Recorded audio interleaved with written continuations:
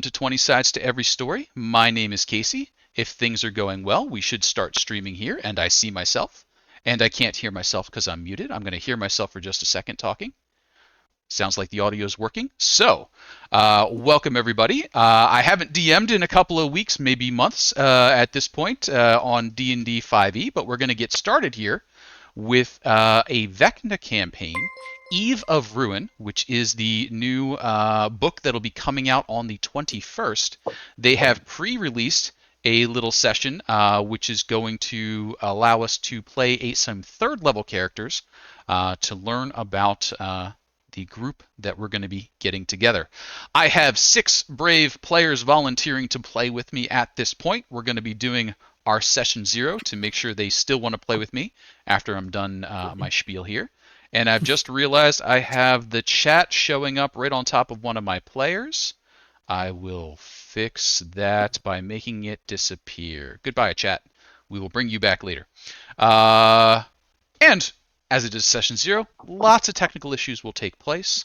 We'll work through them, and then we'll have some fun in the meantime. So, 20 Sides to Every Story. We are a group of folks that like to play video games and D&D and other tabletop games together. If you like what we do, come swing by the Discord, say hi. It's easier than making me hunt them down to recruit them. I believe 4 of the players that are on screen right now, I had to hunt down from the D&D Beyond chat. So some of them, this is their first time online with us. Please welcome them there. And I see some folks already chiming in the chat. Thank you very much. Yep, session 0 Fallout. We're getting us started. And Lyra, thanks for swinging by. And Boa, I can see you. I know who you are. But we'll go ahead and continue on. Vecna, the campaign as I have read it so far, is going to be a bit of a jaunt through various planes and realms. So the characters will be bounced all over the place. It looks to be a fairly dark campaign. I would say it's probably in the same sort of realm as the Curse of Strahd campaign they've let out. Vecna is the author of the Book of Vile Darkness, so there are probably going to be some naughty things that have taken place. Just as a general bar set, gory things will happen to all sorts of people. I will not be describing most of it. I'll just be saying, it's bad. Something along those lines. If we need a detail for plot reason, yes, it is a slimy eyeball sitting on the floor.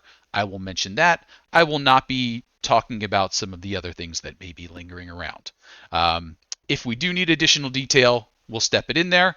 I'll ask most of the players to stick to a similar level. Yes, absolutely. You can shoot the orc through the throat with blood spray and all that kind of stuff. Totally fine. Just don't describe the individual viscera.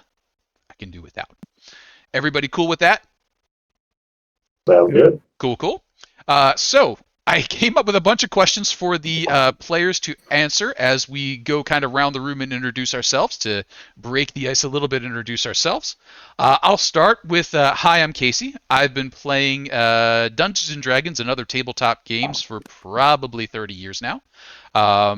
My most recent escapades have been here on 20 Sides to Every Story, primarily focused on 5e, Dungeons & Dragons, and that sort of set. The questions that I said I wanted to toss out to them, we've got a few more in from the chat, and the one that I would like to ask is, what theme or type of story would you like to tell with this group and with your characters moving forward?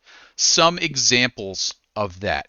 You might want to tell a heroic action story, sword swinging, fireballs blazing.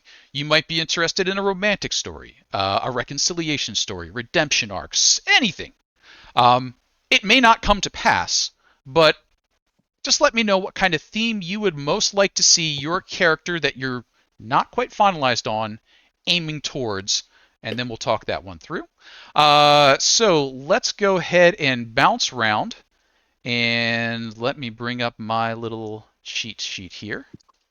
I'm going to introduce by Discord names, and then we'll work it from there. Top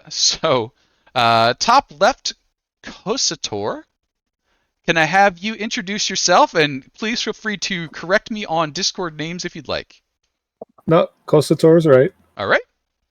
All right. Hi, I'm Jay, or Jason. I've been playing D&D for about 7 years. Haven't really been in any other tabletop games.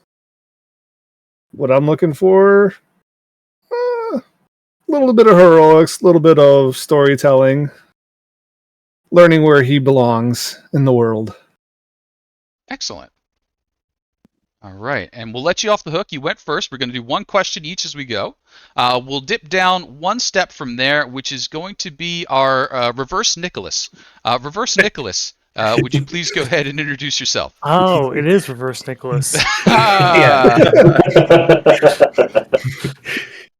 Yes. Hi, my name is Nick. I have been around D&D for probably the last 15 years. Most of my tabletop experience is with Pathfinder and Exalted, but I took a kind of break, and now with the resurgence of things like Baldur's Gate, and now we're possibly getting, this somewhat pseudo new version of D&D with 1D&D. I've kind of brought myself back into the fold, so I'm excellent. excited to get back into doing campaigns. For my story, really, I just want to kick some ass. Sure. Nothing wrong with one to be here to roll dice and kill monsters. So we'll go ahead and get a little bit of heroics in there. I'm here two heroics and some ass kicking so far.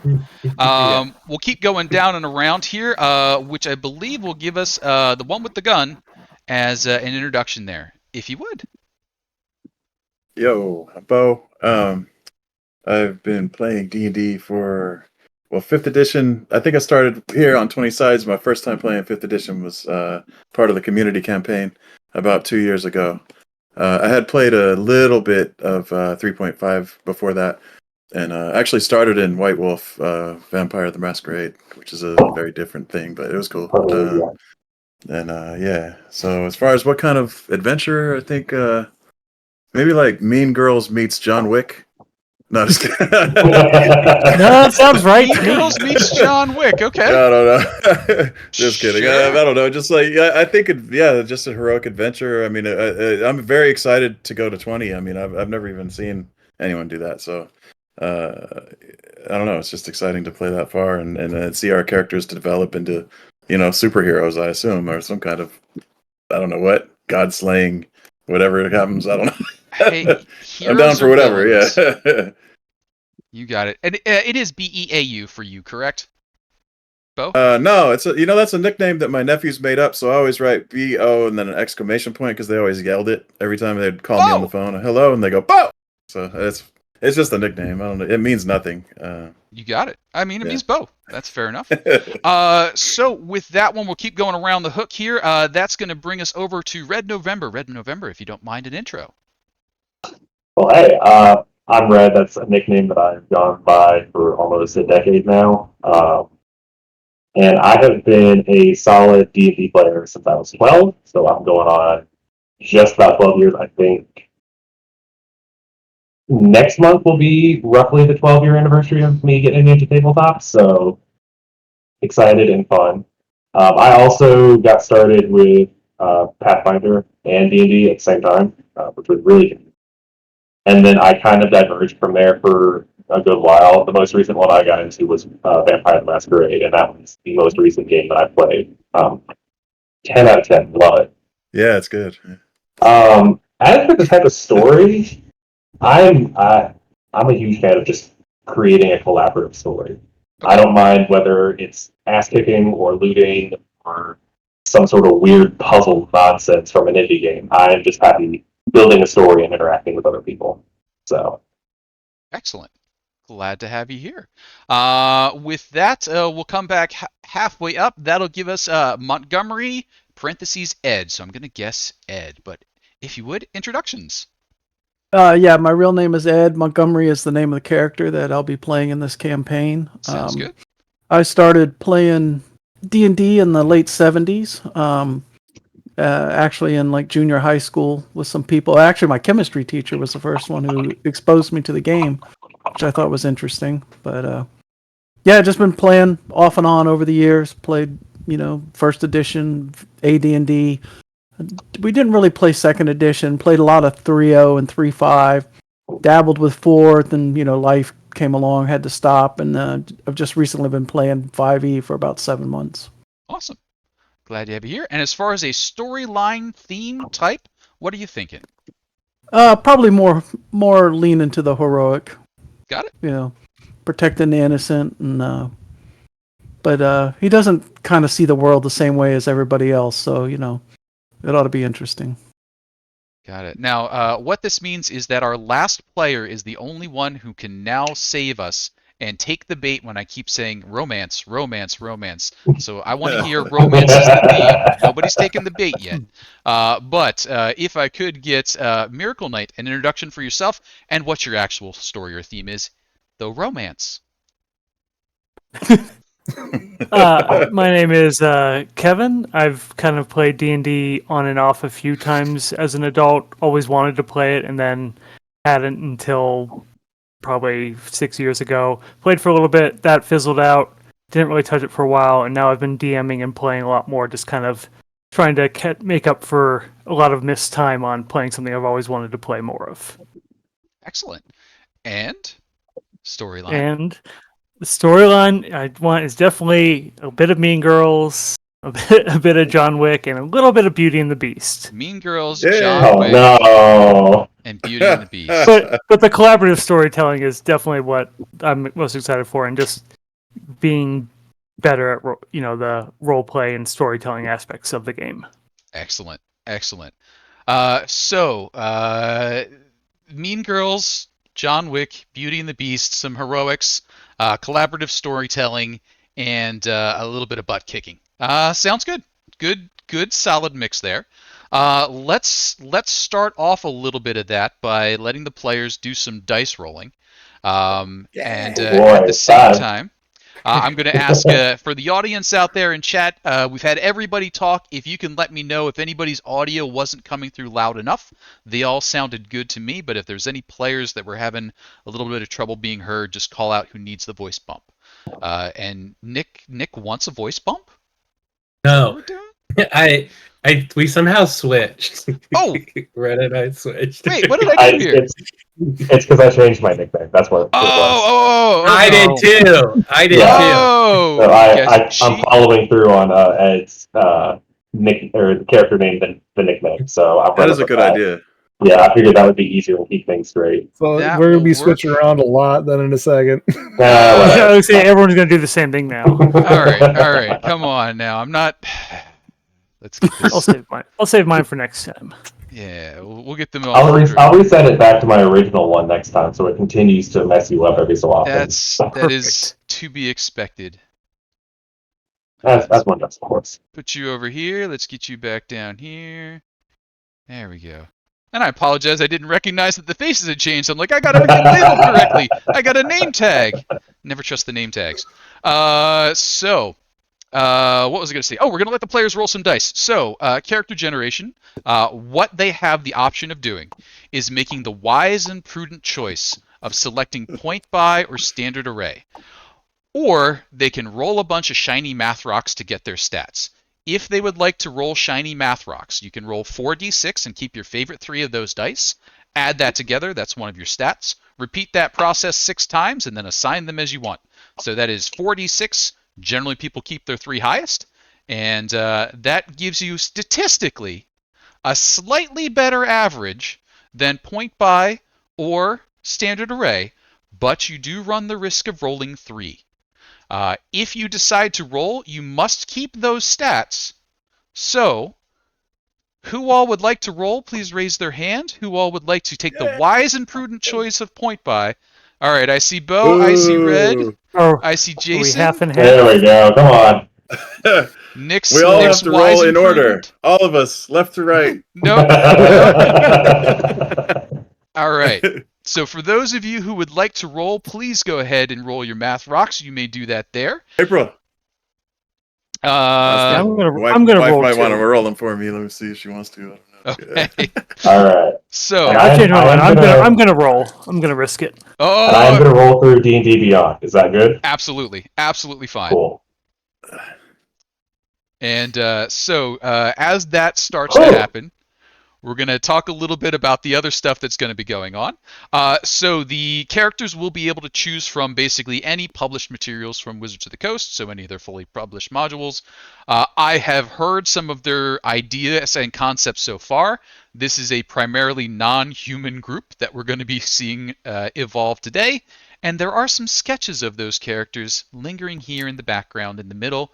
As the players are fleshed out, our talented in-house artist, the Potato Lion, will be producing some additional art for that. That will eventually end up in the circles up here as we get our characters narrowed down. As the math rocks are rolling, what sort of results are we starting to see come back here? Are we celebrating or are we crying together? I mean, I got mine, so I'll go ahead and go first. Okay. It's not bad. It's not bad. It's not great. So I ended up rolling two 14s, a 15, a 16, and then a 7. Two 14s, So, 15, like I 16, said, 7. Wait, are we missing a stat? No, so 16, 15, two Okay. 14s, a 7, and then a 12. And then a 12. I missed that 12 on the tail end there. Yeah. All right, that's still a very solid set of rolls. I think you've managed to do point buy, standard array all on your own there.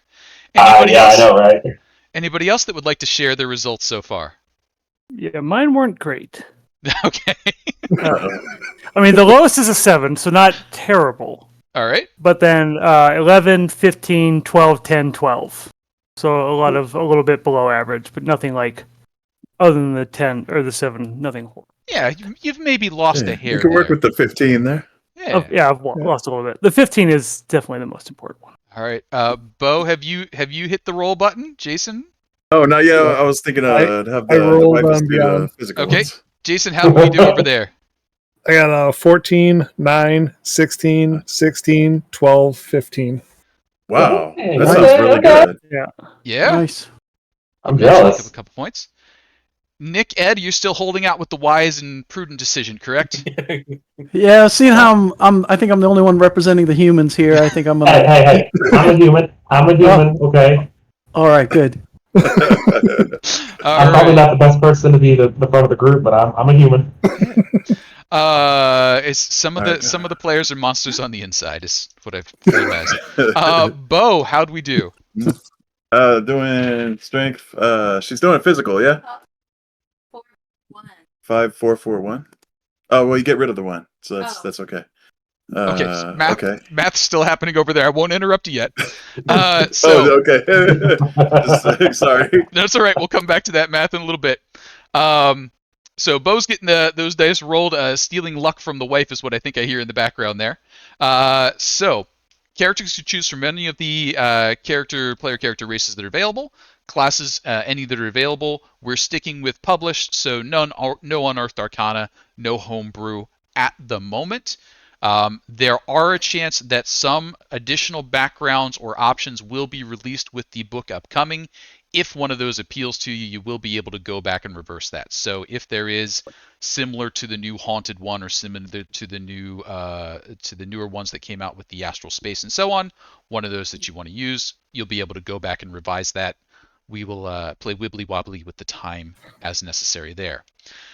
With these character concepts rolled, would anyone like to announce so far what species class combination they're thinking starting for their third level characters?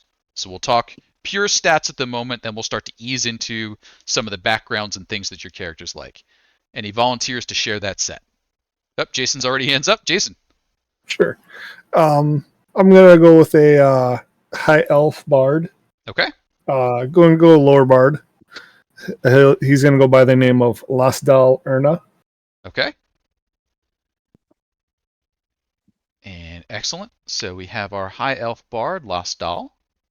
Great there. And I believe Lost Doll chose Cloistered Scholar as a background. Yes, he did. Cool. And we'll talk about that in a little bit.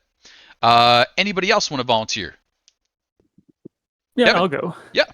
I'm playing Tracker, though currently goes by Fortune, a Tabaxi Soul Knife Rogue.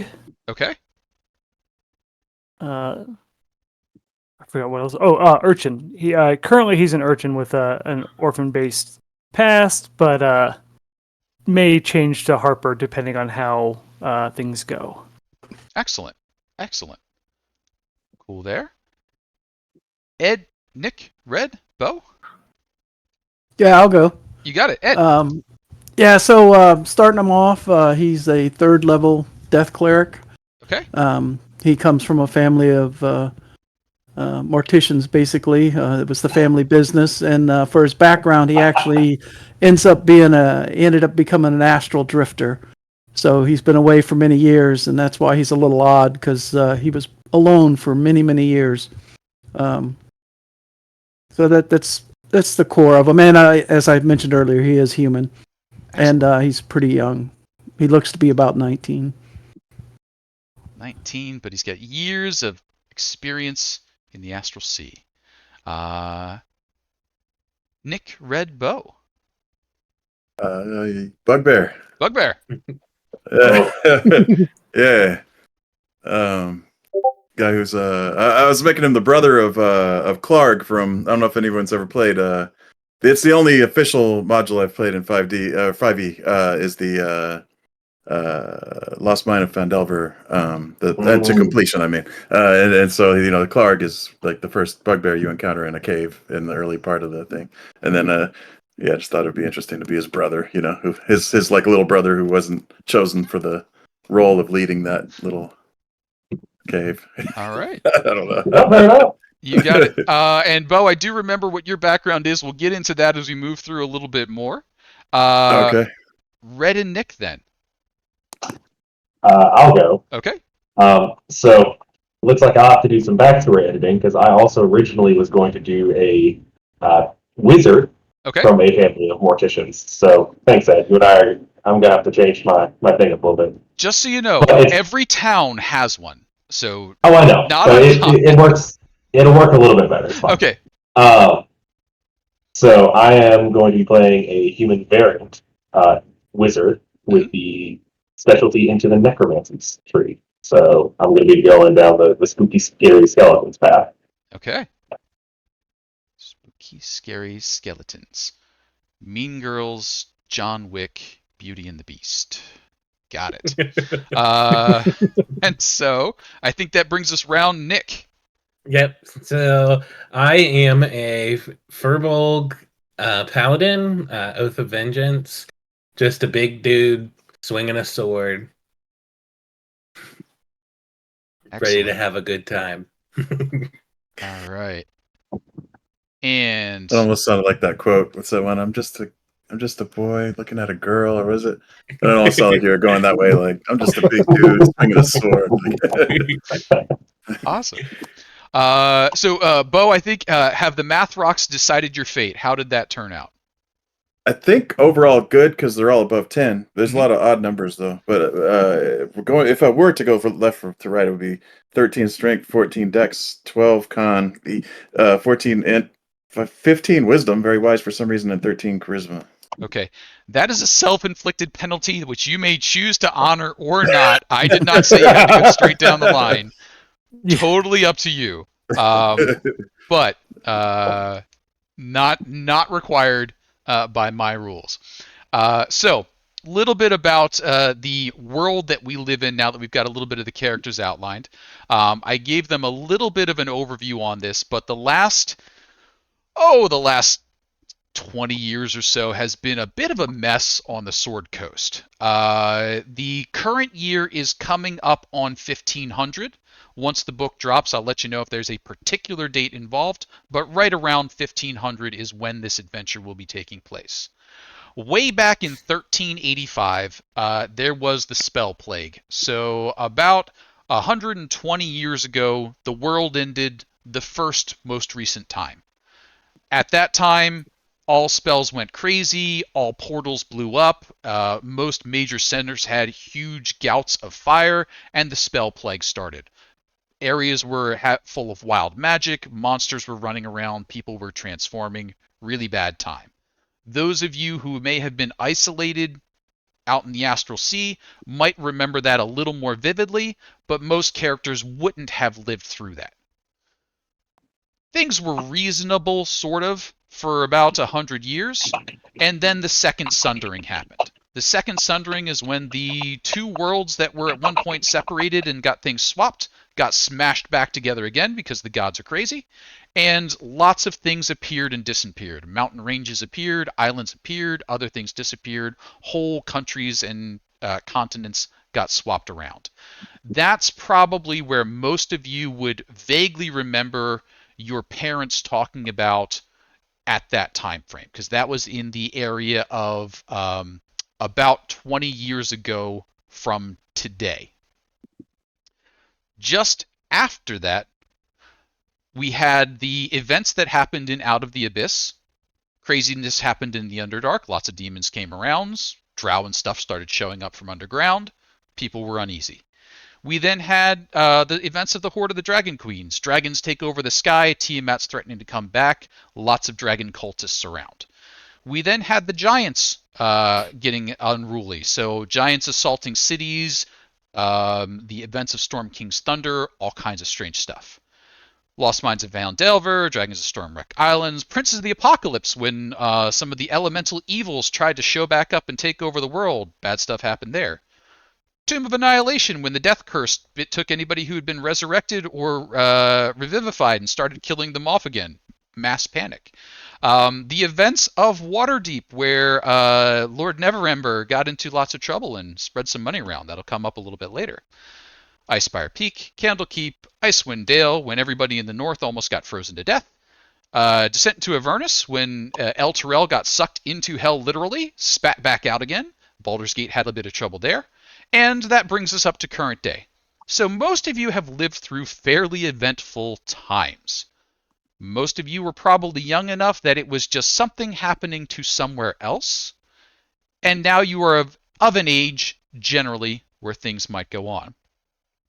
With your characters' backstories in mind, and that the last 20 years has been kind of full of stuff on the Sword Coast, let me start kind of going into a little bit about your characters' backgrounds each. Now, some of you were away from the Sword Coast in the Astral Sea or in other locations, and ask who would like to voice, what their character was up to get to this point where they are an adventurer in the city of Neverwinter, as a very broad stroke. We'll let you share details later, but a very broad stroke of what led you up to this point. Any volunteers so far? Okay. Kevin, we got a volunteer. Okay. Fortune grew up essentially in an orphanage that was kind of used as part of Crime Family's organization. He and his sister, after a series of events, kind of thwarted them, but all the blame lays on him. So with a fake of his death, essentially, he has been whisked out of Waterdeep and finds his way to Neverwinter for the first time, kind of starting a life not quite tied to poverty. Okay, awesome. So Fortune's coming in, and I knew some of that info. We'll build a little bit more into and around it. Now, Fortune coming in, Lord Neverember is looking to hire mercenaries, investigators to help. He's taking a very shotgun, broad stroke approach, because cultists could be anyone. So if you just hire everyone, eventually you'll hire someone who's not a cultist. So I think basically showing up and having that sort of introduction, the logic works. Come on. You can Sooner be or pulled in later. there. It's a broad stroke structure. Who else would like to volunteer a little backstory tidbit? Bo, you got it? Well, after Clark was killed, along with his grandpa, King Groll, of Cragmaw Castle, you may have heard of him, after they were slain by those dastardly PCs, Loktar the Bugbear, his kin kind of went to where they always go after something like that happens. They start fighting over the scraps that the PCs left over. They failed their investigation check and left a short sword, and so all the gobbies go after it and start, tearing at each other's throats. And Loktar had quite enough of that. King Groll's success there had given him a taste of something better, and he decided, he wasn't content to continue the cycle. He wanted to go out and see what is it that these other, people are doing out here in the world. And so he decided to leave the Goblin camp and go find his own way. It's I guess it's like hope for the future or whatever. But yeah. Background was called something, but I don't remember. But it's from the book of many. What's it called again? Doomed or ruined, something like that. Ruined. Ruin is the background. Is that the ruin? Yeah. There you go. Now, this was the question that I came up with when I saw that there. With Ruin, it normally talks about kind of a Greek tragedy setup. You rise real high and fall real far. Was the high point your time with King Clark? Or is it something else that we haven't learned about yet that was your high point in life? I think thus far, probably, hanging out in King Groll's castle, playing with his dire wolf. He even had a pet owlbear for a short time that the PCs slayed, of course. His jerks. In the session that I played, I believe that owlbear was named Blorpo, and we are desperate to know more about Blorpo in case that campaign ever continues. But or maybe it didn't slay him. I guess depending on your playthrough. Yeah, and on that note, many of us Schrodinger's cat. Yeah. On that note, many of us will have different memories of what happened in some of these modules. If you have a particular favorite and we haven't nailed down that lore yet, let me know. We're happy to work that one in. I have a couple of adventurers that have gone through the Tyranny of Dragons and that sort of stuff. My plan is to pull from some of that history there. There's a particular bard named Rob Oakes that I definitely want to pull forward into some of that storyline, even if he wasn't necessarily in the party. But there's a lot of players that I'd like to give a nod to by pulling some of their PCs back in. If you've got other memories like that, definitely pull that in. I have a question based on that, or to the other players. Have any of you played through any of the modules that have been mentioned? Or I'm just curious if you had. Yeah. I see nodding. I have not. Okay. Nice. I will be very spoiler-free / light. The things that you'll hear me saying would be what you get from reading on the box art. So shouldn't have too many spoiler drops that aren't part of the actual module. If you haven't played Curse of Strahd, you kill him in the end if you win. So he comes back. So that's a spoiler a little bit there, but some of the other stuff kind of built in as we go through the module. You'll be fighting them after the events of said module. Nick, Jason, Ed, Red, who would like to go next? I can go. All right, Nick. He beat you to it. So I am Durin is my name. I'm, like I said, a Furbolg. I spent the good past, I don't know, about 100 years in prison in the Underdark. And so most of the time, what I knew was what I could see from myself. And then mysteriously one day I woke up to the prison on fire, and I got my butt out of there. Sure. And now I have made my way to Neverwinter. Sounds good. And one of the things that, as I was reading some of the backstory notes that I thought was amusing, I believe Loktar did do some journeying through the Underdark in recent times. So if the two of you would like to, coincidentally or however, maybe I was just thinking that, maybe Loktar witnessed the fire, maybe he started the fire, maybe you bumped into each other on the way out. We'll say that you didn't have a deep, meaningful relationship or conversation, but feel free if at some point you want to say, hey, do you remember that big mushroom? You can invent that background anytime you want. All right? Just two big hairy dudes passing in the dark. That's it. Jason, Ed, Red, who'd like to go next? I'll go. I mean, I'll go. By all means, go for All right, polite players, I hate them. Jason, go for it. it. Lasdal is a high elf. His family is from Baldur's Gate. Brain farting, sorry.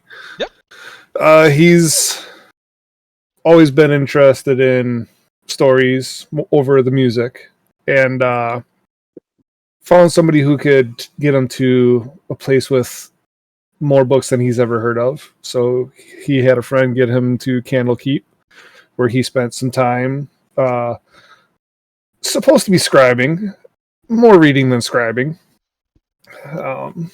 They finally figured it out, so they put him to work since he had a pretty good memory, they put him to work for finding and copying other books that they could not get their hands on in a legal manner. And worked his way around to a few different areas and found his way to Waterdeep. Sure, absolutely. There are a number of undiscovered tomes in the different towns and cities and private collections, and who better to work their way into such private collections than Lost Doll? For most of your set, I didn't have too many tie-ins with the others so far, though being wizards and being clerics, certainly some seekers of knowledge around. Feel free to tie in as you see that set come together. Ed and Red, which of you would like to introduce the background for your characters next? I'll go first Okay. because apparently you hate black people. So I will be playing Televere. He is originally he was this kind of country bumpkin alchemist, like backwoods healer type guy. That's his family's business. You know, his dad did it, his dad's dad did it, his dad's dad did it, so on and so forth. But during kind of this like period of high magic, everything's kind of coming back, and with all the events of recent times, Televir was born into this like very fantasy-esque idea of what it means to be a hero. Mm-hmm. And long story short, because some of it I don't want to spoil yet, he basically decided to thumb his nose at his parents and set off both with a lust for power and greed. And he's made his way kind of throughout the world, spending a good chunk of his time actually studying under something to be revealed later. Sure. And he has come to Neverwinter kind of at the behest of his own desires for power and sees it as a place to kind of grow his own support. All right, awesome. And with that, that'll bring us around to Ed to introduce Montgomery's background a little bit. Yeah, so Montgomery, he grew up in the small town of Tilverton, which is in the Cormier area. His family, they were caretakers of a small graveyard that was there, and that's how he kind of got exposed to those type of things, and he had a divine calling. So his parents, worked with the local priesthood there, and eventually he would go off and study with them. And then, as I mentioned before, actually, while he was at the priesthood training, that's when a portal had opened up, and that's when he got sucked into the astral sea, where he was lost for many years. And by the time he came back, of course, all his family is gone. He doesn't know where any of his relatives are because there's nobody left in town when he had returned back. So he did a little bit of adventuring across the landscape, and eventually he heard about this call in Neverwinter, and he figures that might be a good way to gain a reference, because he really has no real good reference, and he wants to join the Cormier War Wizards is the group that he wants to represent. So that's pretty much his background, I think, for right now. Awesome. Excellent. So this particular group of characters have been gathered together to come into the service of Lord Neverember. Lord Neverember is the Lord Protector of Neverwinter. He was previously the Open Lord of Waterdeep. He fairly famously got kicked out of Waterdeep after a number of scandals.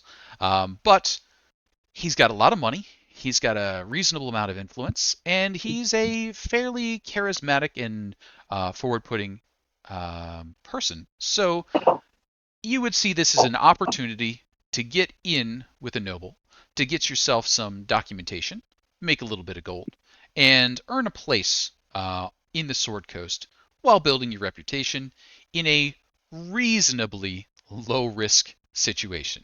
They're asking you to be mercenaries, defend the town. Now, Neverwinter itself, within the last 30 years, has seen an enormous eruption of the volcano to the north, Mount Hotnow, that caused a huge chasm to open up in the city. In that chasm was all manner of mutation and beast from this spell plague.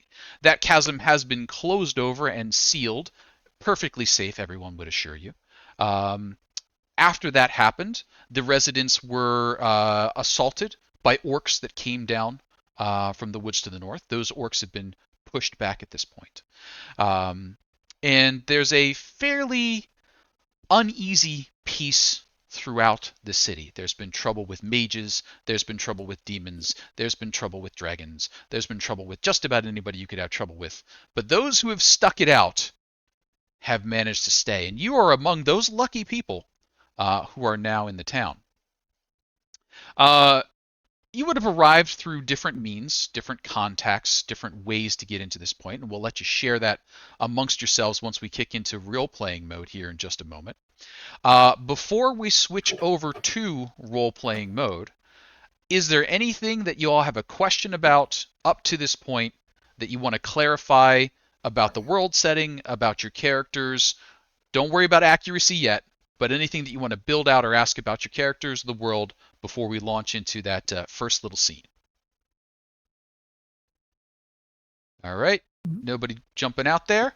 So, wanting to earn letters of introduction that you should not be killed on sight, you've worked with several go-betweens to arrange an interview with Lord Degalt Neverember. You find yourself waiting in a small room with close to half a dozen other adventurers. Any opportunity for small talk is cut short as a man with an imperious demeanor enters the room in a swirl of silks and heady scents. I wrote it myself. Why did I do so much alliteration? A few moments of silence.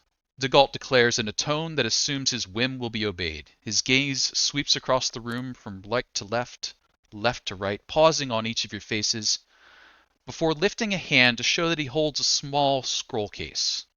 Within this case is a letter of recommendation and a declaration that its bearer is recognized as a friend to Neverwinter and the civilized peoples of the Sword Coast. 5 more such documents have been prepared, and upon faithful and dutiful service, one will be presented to each of you. His gaze swings back across you all again. One in this room already has my full faith and confidence, and I will rely on their judgment to decide whether you have been faithful and dutiful in your year of service. Tokens will be provided to identify you as an employee of Neverwinter within the town, and a stipend of 5 silver pieces per day. Should you decide to leave the service of the city, you may do so at any time, but our trust will not be extended so freely a second time. I do hope it is not necessary to darken what should be a joyous opportunity for you by explaining what would happen to those who break trust with our city by doing misdeeds. Lord Neverember pauses, but it's a pretty pregnant silence. You wouldn't really break into it unless you were a bit rude. Would anybody break into that silence? What is the price of this friendship and trust? He sort of turns and looks at you. Well, you will be serving as a mercenary within the city. You will be rooting out evil and corruption. You will be seeking to control the unruly elements, those who do not know when to hold their tongue, or do not do well holding their wine. We have more serious threats as well, rumors of cultists, which I do hope you will be instrumental in stamping out. You are not alone in this. There are others above you and who will work beside you. Miss Kivori Fernhart will see to your patrol schedule. You'll be compensated with 5 silvers per day, as I indicated, and should you perform well as a mercenary guard within the city, then you shall earn yourself a scroll of recommendation. Such a item is priceless to those who know how to use it. Now, I only have a few more moments before my next engagement. Is there anything else you'd wish to ask or have me know? Speak now. And he sort of looks around to the rest of you, and it's pretty obvious from his expression. Loktar may have jumped the gun a little bit and earned a little bit of a, hey, what am I going to expect from a big hairy fella kind of expression. But he mustered it.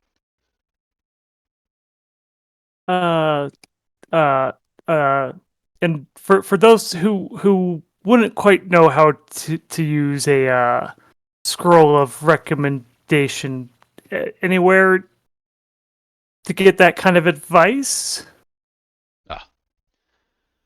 I believe Miss Fahrenheit or her brother can instruct you in such things.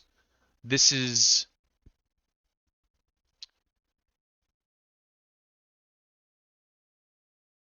similar to having,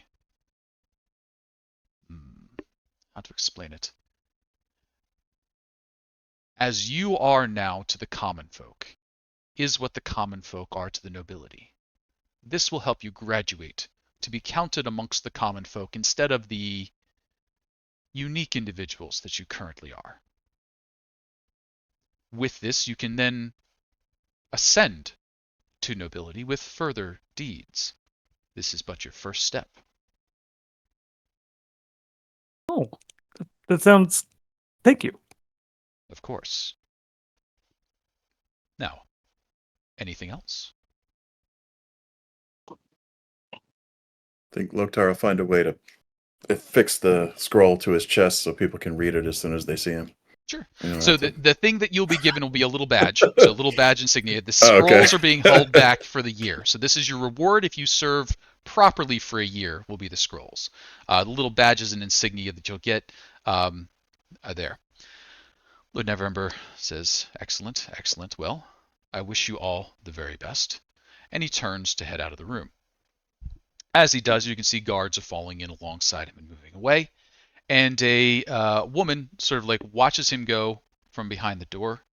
Once he's a good 10 to 15 steps, she sort of leans around the door, gives you all a look. You can see her eyebrows ratchet up a couple of steps as she takes in the folks around the room. And if I could ask, I know a general shape of what you look like, and no matter what you looked like, Lord Neverember was willing to just move through his presentation. This young lady is giving you a bit of a look there. So we'll go kind of reverse U shape here. So we'll go around the order in the other way. Fortune, I know Tabaxi, but beyond that, what's the sort of look that Fortune is going for as you showed up for this job interview? What's your attire? What's your equipment? What's going on there? Yeah, Fortune has a kind of standard leather tunic with a bandolier of daggers going across, along with a few at his side. He wears a hooded cloak where his ears pop out of the top of a little bit, and when he's trying to not be quite as present, he might lower it down so they kind of blend in with the top of the cloak a little bit. Okay. But his actual face is gray fur on most of it with a kind of white stripe going through it. And then he has heterochromia with one blue and one green eye. That every time he connects with someone for a moment, he looks like he's kind of mean mugging them a little bit. Okay. But it doesn't take long to see that he's just very nervous. Like so anxious he can't move when he locks eyes with people for a moment. Okay, so I would say as this woman sort of started to come around the corner and she happens to look towards you first, you just have an absolute sight read of rogue. I mean, Is that a fair statement? You're kind of a Yes. hooded figure with lots of daggers going on. Okay. Um, is there any subtlety that you employ uh, in day-to-day life, or are you wearing those very proudly? Uh, he wears them proudly, but mostly because he's kind of always had to. Okay. So he hasn't. He's just now kind of adjusting to a new life. So he's not married to the look, but that's how he currently sees himself and presents himself. Okay. So you've got that sort of street tough swagger on you effectively at all times right now. Is that a fair At face value, yes. At face value? Looking a little bit further, you can see past it. Anyone with a decent insight could clearly see that he's really just on edge and anxious. Sure, absolutely. So the woman that's coming around the corner, she's got brown hair about shoulder length. She looks to be about 25 years old. She's got a fairly weathered skin. She must spend a lot of time outdoors, so she's got a bit of freckling going on the cheeks. You can see a little bit of sunburn might have reddened it up in there. She says hello, and she continues sweeping her eyes around the room. Montgomery, what is your sort of sight read there? What's your attire as you come in for this job interview? I'm actually having technical difficulties. I'm trying to restart Edge here, but he's looks to be about 19 years old. He's human. He has riveting blue eyes. He wears scale mail, I believe. That's actually what I was trying to look up on my sheet. That's and okay. Armor of some sort. Got it. He carries a warhammer and a shield, and he carries a small bell that's in his hands at all times. Okay. Got that bell in hand, and as she sort of looks you over and you sees the armor and the bell. Now, I happen to know that you are clerical in nature. Is that an obvious sight read? Is the bell adorned with holy symbols, anything like that, or does it look like you just happen to have a bell like a crier or anyone else would? Is it something that? Oh no, screams not at like a cleric? crier. It's definitely ornate looking, and it has symbols on it. Got it. Yeah. And the young woman will give you a bit of a nod, and she says, and good day to you. My name is Kavori. I'll be acting as your liaison, and she's kind of continuing to look around the room, her eyes next alight on Telovir. Telovir, as she sort of tries to get through introducing herself through the a group here, what would she see Telovir looking like? So he would be. It's like unlike the others, he's very frugal. He's wearing just like a very dark monk's habit almost. Mm-hmm. The hood is detachable, so it's very much like it's fine, but it's very obviously not meant for like high society. It's kind of like a very high quality traveling robe. Okay. Very simple little belt around the waist. He looks physically. He looks like he should be in his mid to late 20s, but his hair is prematurely gray, and he has a kind of gaunt look to him. He doesn't carry anything in his hands. He has a small satchel at his side, but that's very obviously just full of stuff that you would use for scribing. A book kind of peeks out with a small quill and a jar of ink attached to the side. Okay. So robed figure, regular clothing is necessary underneath, but the robe would be your external view there. No real weapons to say. Probably have a belt knife or something like that on you. Yeah, basically. And I think you would just look like your everyday person. Would be a fair read there. So she gives you a nod, and she maybe looks a little relieved, seeing another individual. Now, she herself happens to be wearing some light leather armors. It's probably would qualify as leather, not studded leather. You don't see any real bolts or set there, but it seems to be fairly defensive. The van braces of it look like they have been scuffed repeatedly. So you would suspect that she is a bow user. You can see that kind of shine and scuff that you would see on the inside. Now, you're all reasonably experienced adventurers, so you would have an eye for those sorts of details as you would look through. Bow, as the eyes get over to Loktar, I think it kind of hits that area and then has to crane up a little bit to see you. Bugbears are generally, in my imagination, very lanky kind of creatures. What is the build of Loktar, and then what is Loktar kind of wearing? Are you really like huge tall? Are you moderate huge tall? What's the kind of Loktar visibility there? 7'3". So Seven. not as large as they can be or anything. Yeah. Smaller than the Furbolg, I would guess. Or shorter. And like you said, lanky. That's how I pictured it as well. Like I think it's orangutan. Is that the type of monkey that have the really long, kind of like stretched out arms and the long fur, kind of a golden brown, I'm thinking, and kind of like Chewbacca, but a little bit more handsome. You got the little pointy ears and nice little eyebrows there. More handsome than Chewbacca. There's a lot of fans that are about to attack you, but man, Yeah, you go ahead and say that if you want to. That's all subjective, of course. Yeah, dressed similarly too, though. I think with the the kind of bandolier thing going on. He's got a large quiver, kind of like a quiver, but it's got spears rather than arrows, with the pointy side up, for quick throwing. Okay. I think as far as his overall body language, I think he would kind of, without making it obvious, he's not trying to be rude, but he would kind of keep people at arm's length as much as the room allows.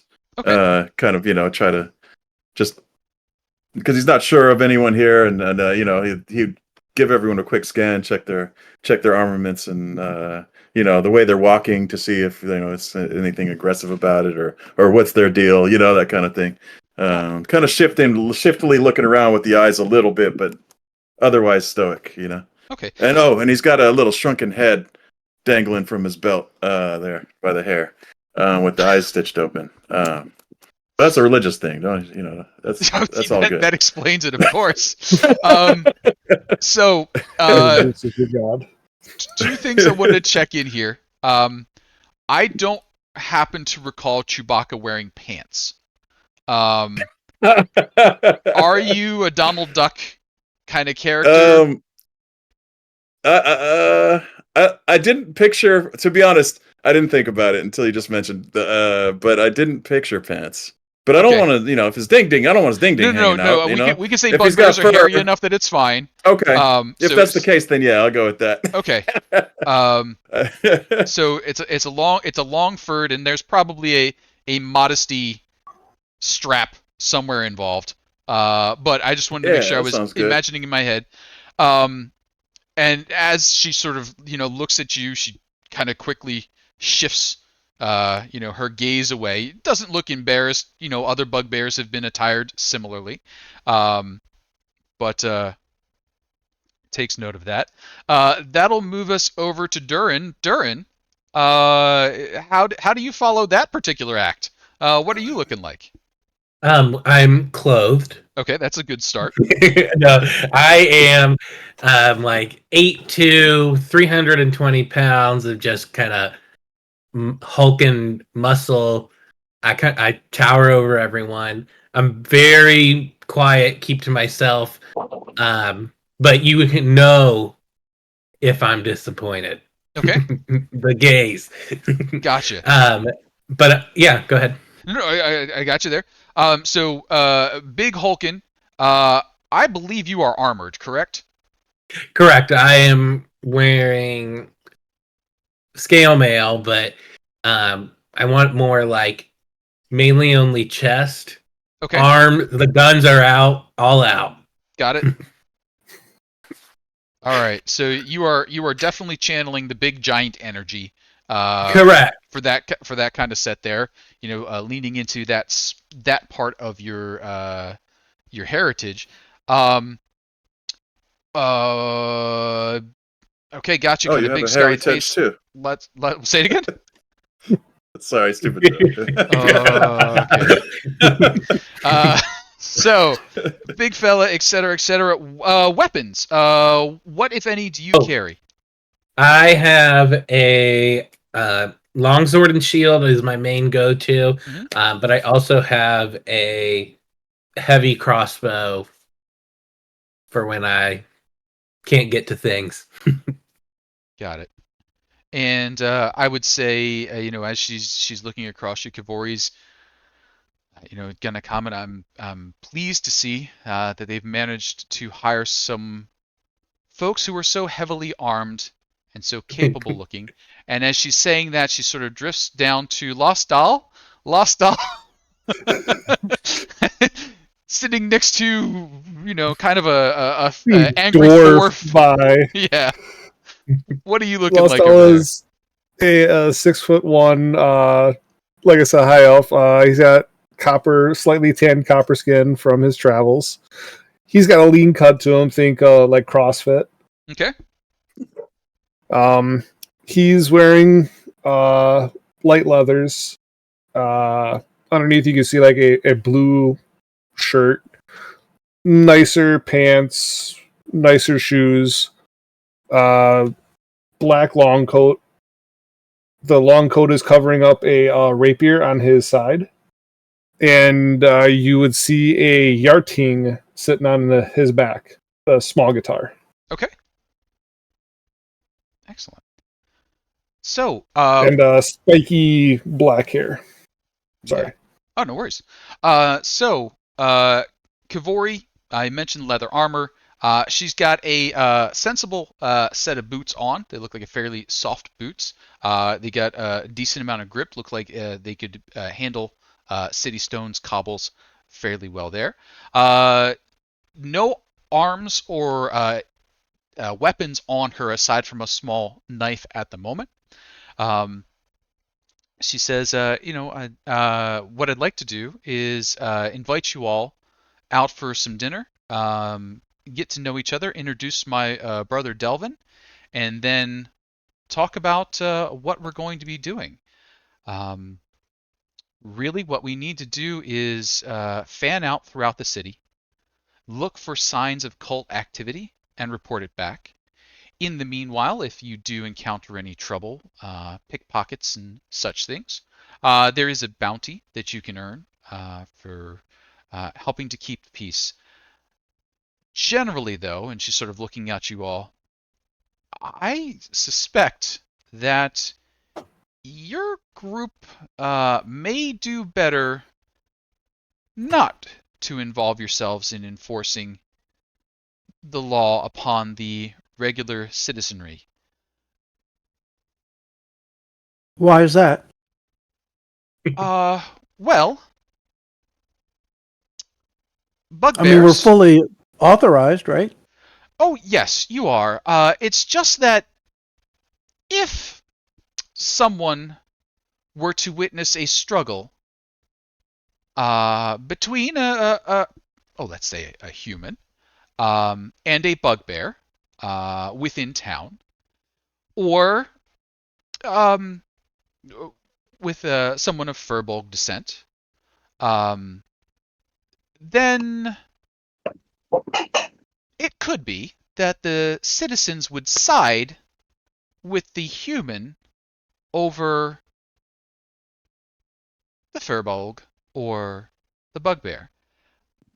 Even as a tabaxi, it's a little unusual here, and the citizens recall many odd creatures having emerged from the chasm over the last years. And it could inspire a panic. If you feel that the trouble that you're encountering is worth such a risk, of course you are empowered to enforce the laws of the town, but I would caution, some restraint in such endeavors. Does that make sense? Yeah, it makes sense. It just doesn't seem. I don't know. I'll have to think about it. Of Bit course. of a light touch from some of us, while others may impose themselves, could be a better strategy if we're going to deal with anything. Yes, exactly. A light touch would be advised, and especially as you're getting to know each other. I understand that you have not previously worked together. As No. someone who's new to the city, I can truthfully say I've never seen any of these men before in my life. Yeah, I haven't either. This would be the first meeting I've had with them. Yes, then I think I'm new. The large one looks familiar. well, that's a relationship already. So I think yes, let's go have ourselves a meal. Give you all a chance to get to know one another. Um, have you been to the Fallen Tower yet? No, I haven't. And I'm never one to turn down a free meal. Is it still a tower? If it's fallen, do you... Well, Sorry, that's not important right now. uh, I've never actually given that one much thought. It's an inn, and the name of the inn is the Fallen Tower. So by name it is. The remnants of the tower, there's not too many, though there is a bit of a floor show. You've not heard of it, have you? I do not know really anything about Neverwinter. Oh. Well, you're in for an odd treat. Do you all like surprises? Yeah, feel like- surprises any wizard does. I don't think I really care for surprises. I find it more advantageous to be the surpriser. Well, we all hate surprises. That's a good thing to have in common. Well, since you don't appreciate surprises, every evening, it's about 2 hours from now, the images of 4 mages or sorcerers that were atop the tower when it fell fall again. They come through the ceiling. Some things happen, and then what's left of them passes through the floor. Has been happening for years now. It's a bit of an odd treat floor show. Beyond that, the ale is strong, the food is cheap, and they're fairly accepting of any who should turn up. The proprietor themselves is an orc, you see. What's the proprietor's name?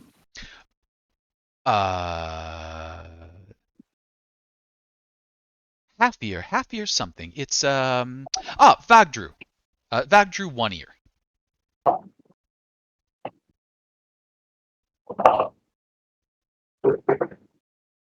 You probably wouldn't have liked it if we just called him Half-Ear right away. That would not have been a great introduction. No, it was, however, the first thing that came to mind. I had a friend who went by Half-Ear, and mistook the names. A perfectly understandable mistake, of course. And being, I presume, mostly newcomers to the city, I'm sure he would have forgiven us for our transgression, provided we were obviously apologetic. Oh, I don't know that he really stands on ceremony much. It's a fairly boisterous crowd. I think as long as he gets paid for his drinks, he's fairly accepting there. And as good. Fair enough. And as she's talking, she's leading you out, and you pass through the halls of the area that you're in, out into the town, and you find yourselves heading to the northeast part of town. As you're heading to the northeast, she's giving you a little bit of information now. Generally, we're going to be patrolling south of here, where some of the trouble has been found. It's not quite the area of the chasm, but it's near enough.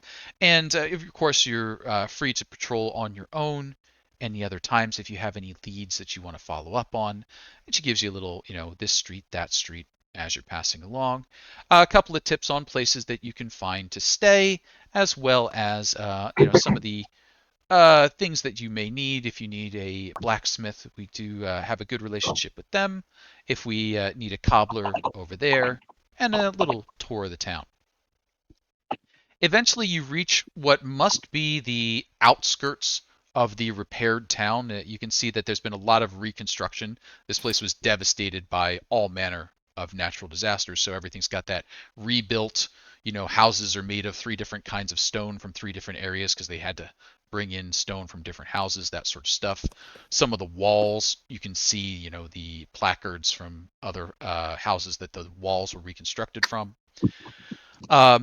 The area that you reach looks as though, yes, a tower that was once there, a circular tower that was once erected, is now no more. There's an inn in its place, a bit of rubble scattered around. The tavern itself, once you open the doors, has a lively nature to it. A lot of good-natured drinking and fighting going on. Darts are being thrown, cards are being played, things of that nature. There's a ringed off area, sort of a fenced off area, towards the center of the inn. Inside that, there is a fire that's been built up. It looks like it's been burning for a long time. A lot of ash and coal down at the bottom, a couple of sticks on top.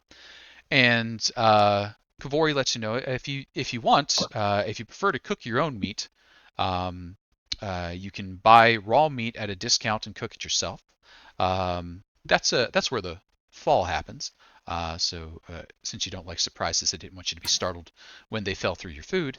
Or you can order some cooked up goods and the ale.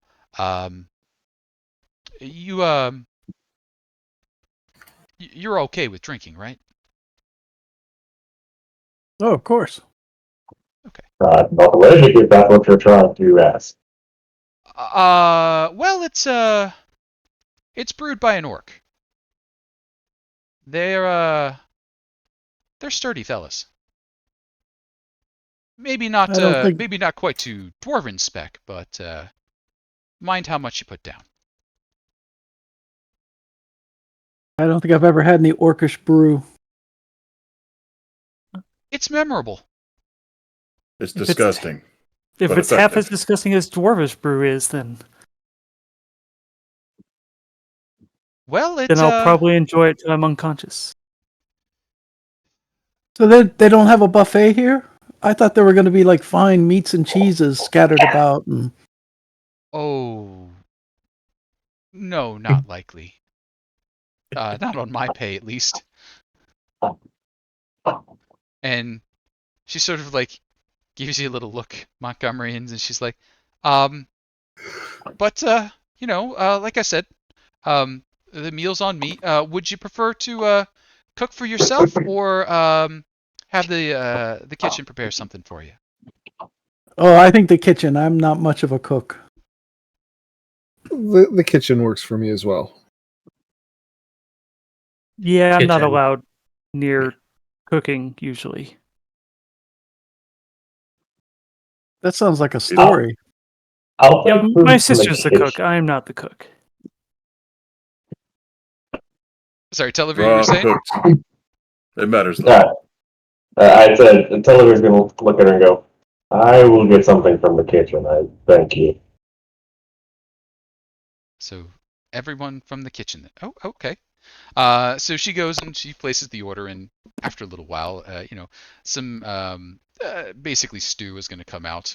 It's hot, it's got meat in it, and other things, and it's edible. As that's happening, she goes and gets a couple of tankards and pitchers, brings that back over, sets down, kind of leans back. So, what's your all story? How did this happen?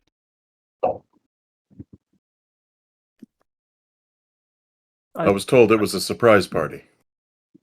It was I suppose.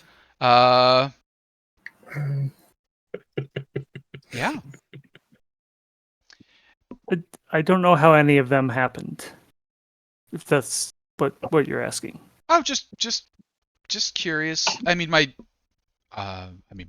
job is to be an investigator, so I'm investigating. I'm not gonna say you're all suspicious looking, but together, you're a You're perfectly right to say we're all suspicious looking. It's okay. I don't think any of us will take offense at that. Yeah, we can't argue that as much as I'd like to. We are an eclectic group. uh-huh. Well, as a group, possibly, but I don't feel like I'm, standing out in any way. Ooh, Nah, this one here Sweetie. kind of dwarfs us pretty easily, as I uh, point to our Furbolg friend. yeah. In a certain crowd, you might not stand out, but in this crowd, and she kind of gestures to like the raucous, you know, bar crowd that's going on behind. She says, "You do kind of stand out a bit," and that's a little bit what I'm trying to figure out. Um, I would say anybody with cult leanings would see you and you and you and you coming a mile away. Which could be good. I mean, patrolling around, obviously you're drawing attention. I we could use that maybe. Um, but I'm not sure how yet. This cult you speak of, you find their practices distasteful. Oh yes, very. There's been kidnappings. There's been That's disappearances, awful. which we suspect to be murders. Rumors going about, and well, the city's had trouble with such things before, but um, it's happening now with a frequency that really cannot be ignored. Which is this one cult, or do you have multiple cults in Waterdeep? Well, I mean, I suppose every faith you don't agree with is a cult, but um, specifically here, uh, we're looking at a group that is performing these kidnappings. Um, we don't think that they're slavers or anything like that. We haven't noticed any trade behind it, so we're not sure what we're after. But normally, this many people disappearing would have shown some evidence, would have shown something to give us a direction. There would be, well, I mean, there's always someone willing to talk for enough money, but so far we haven't found that person.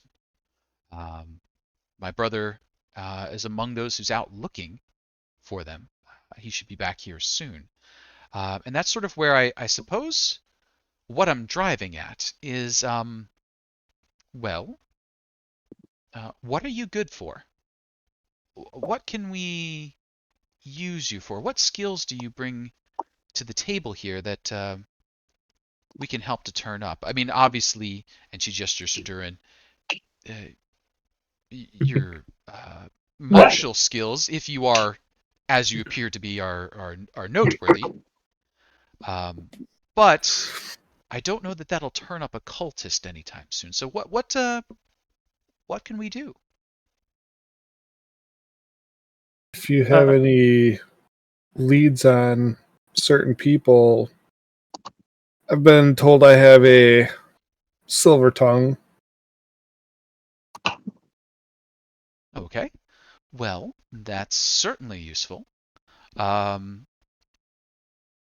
I don't have any immediate leads, but we can put you into the right places. How well do you handle being threatened. I'm just a simple bard. I don't look for fights.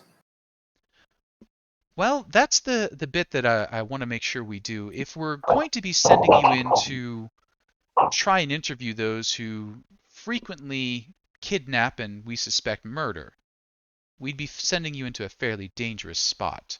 You've got no offense, a bit of a dandy Uh, look about you. As she's talking, I cast Hold Person on her. Okay. Just to show her one of the things I'm capable of doing. Okay. Hold person, I believe, is a wisdom saving throw, correct? A Wisdom 14. A wisdom 14. So you just go ahead and slip into hold person. Do me a favor, double check hold person visual somatic material. It is. Sorry. No problem. I mean, All the three. moment you start casting, you see like all the fur standing up. Like, why is this person suddenly casting a spell?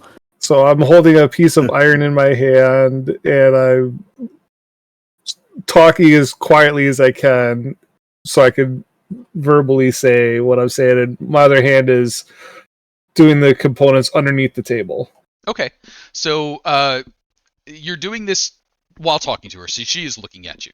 So Yes. what I'm going to say is you need to give me, along with this hold person, something to get away with it without her trying to punch you before you're done. Which I would think maybe a sleight of hand or Okay. a stealth check, one of those. And you're Okay. going to need to see a 12 or better to get the spell off uncontested. All right. You want me off of Beyond or regular dice? Wherever you want to roll, we'll settle up on those things in the future. Okay. All right. Let's try. Sleight of hand is going to be a 14.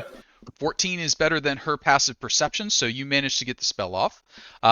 She is going to roll her die, and she comes up with a 16 on the die, which means she's going to resist that spell. And she's going to look at you real quick and just reach forward and give you a slight punch on the forehead. Just like pop. Are you going to try and resist, try and dodge? I'm going to let her do it just to see what she's doing. Okay. See how hard she's hitting me. So she just reaches forward. She gives you a little pop. And as she does that, you can hear a little pop from her finger. And she goes, ha! And is shaking her hand. And she managed to somehow jam her finger. She natural one on the die.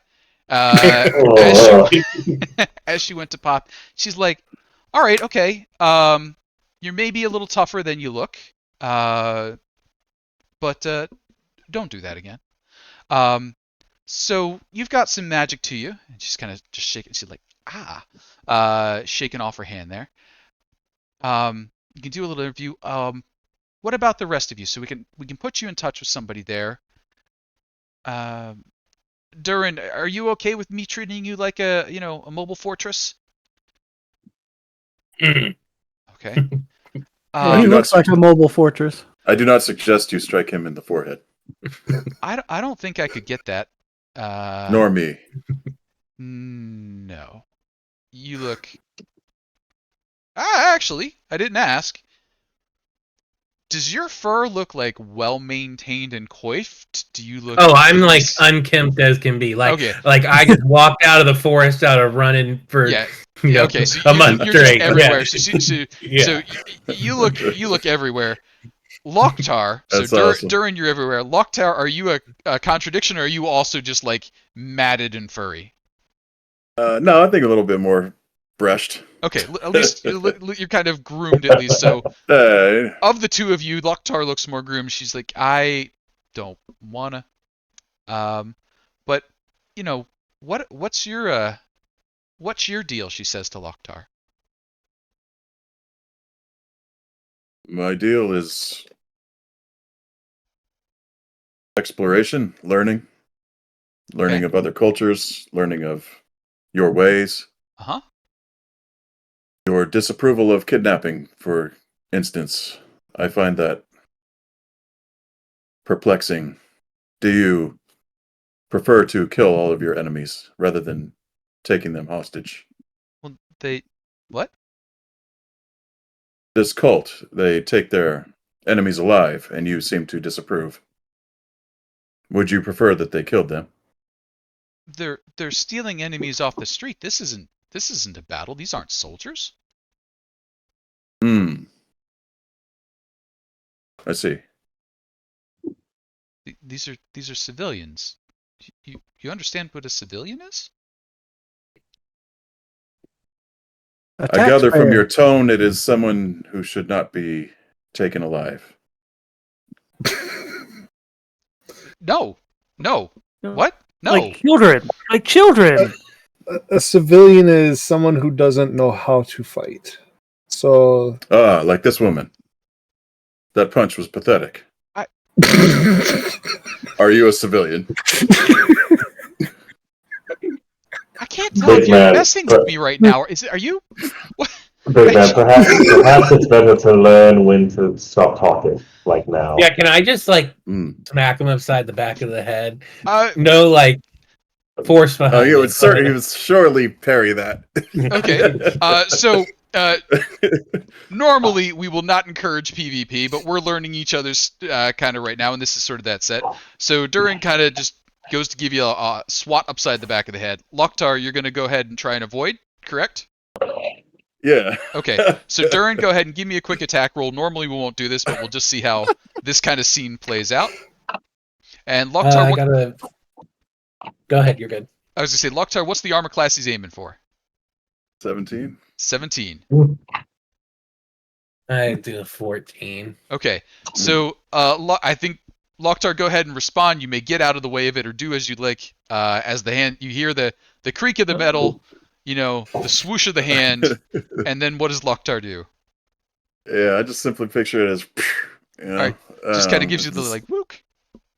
Push it over. Durin, are you okay just being deflected? This time. Okay. So that's going on over there, and she sort of like looks at the two of you and just slides a little bit down the bench to just get a little more distance between your all big arms flying around. Montgomery, I think maybe I should have started this conversation with you. What skills do you bring to the table? I mean, you seem armored and equipped for reasonable combat. Yeah, I won't shy away from combat, but I definitely don't like fighting. But for instance, would you like me to look at your hand? You seem to have hurt it. I could probably help you with that. And she sort of like holds out her hand, like not sure where this is going, but yeah, All right, I'm gonna count to 3, right? And then I'm gonna go 1, and then I'm gonna go ahead and pull her finger. Try and unset. Because it was jammed. Okay. And make a medicine roll. Medicine check, absolutely. I don't know. This is the first roll. I don't know if it's gonna come through on D&D Beyond. It says virtual table not found, but I rolled a 10. Okay. 10's a good enough number for this one. So you grab hold of it, you give it the pop, you reset it, but it's definitely not painless. She like goes. Oh, I'm sure it isn't. She just gives you that like face goes white, blink, blink, blink look as she looks at you. She's like, "Oh, I knew you were gonna do that, and I still let you do that." Yeah, but it'll be better now. And now you'll be able to move it better.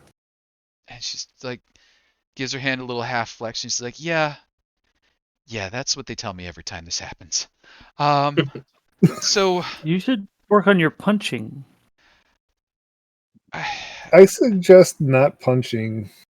I Stick with your strengths. Yeah, I saw a doctor once. They said double jointed or something, and yeah. Anyway, Fortune, was it?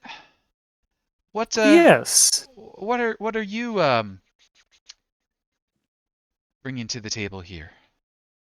And with all the kind of action going on, he's like sitting or standing on the chair, kind of in a crouch, just looking at the two big ones smacking at each other. I'm fairly agile and good. Not a bad investigator myself, I would say. I'm fairly used to unsavories, I would say. So I'm you asked originally about being comfortable in a fight, and I would say, and there's like the one moment where he seems confident, like I'm okay in a fight. Excellent. Good, good. I think then, I mean, you'll stand out a little bit, but maybe if you pull your hood up over the ears, you could sort of shadow lost style there. And Televere, was it? She's still shaking her hand. What a sort of, I don't see much equipment about you. I am a mage by trade. I have quite a deal of experience dealing with the more magical and arcane arts. I opted not to bring weaponry because I didn't see it as suitable for a learning rather quickly. And he looks around to his new compatriots of Vecna. Perhaps I should have. Well, it didn't go overly well for me, but normally I'm shooting from a little bit further away, and that should be fine. So, okay, I can see what we can do here. So, I think we'll say for the patrol, we'll have Durin, Montgomery, and Loktar doing an obvious patrol. Last Doll and Fortune, you could sort of shadow them, and if anyone happens to be trying to avoid their sight as they're on patrol, maybe Last Doll, you could speak to them or tail them as appropriate.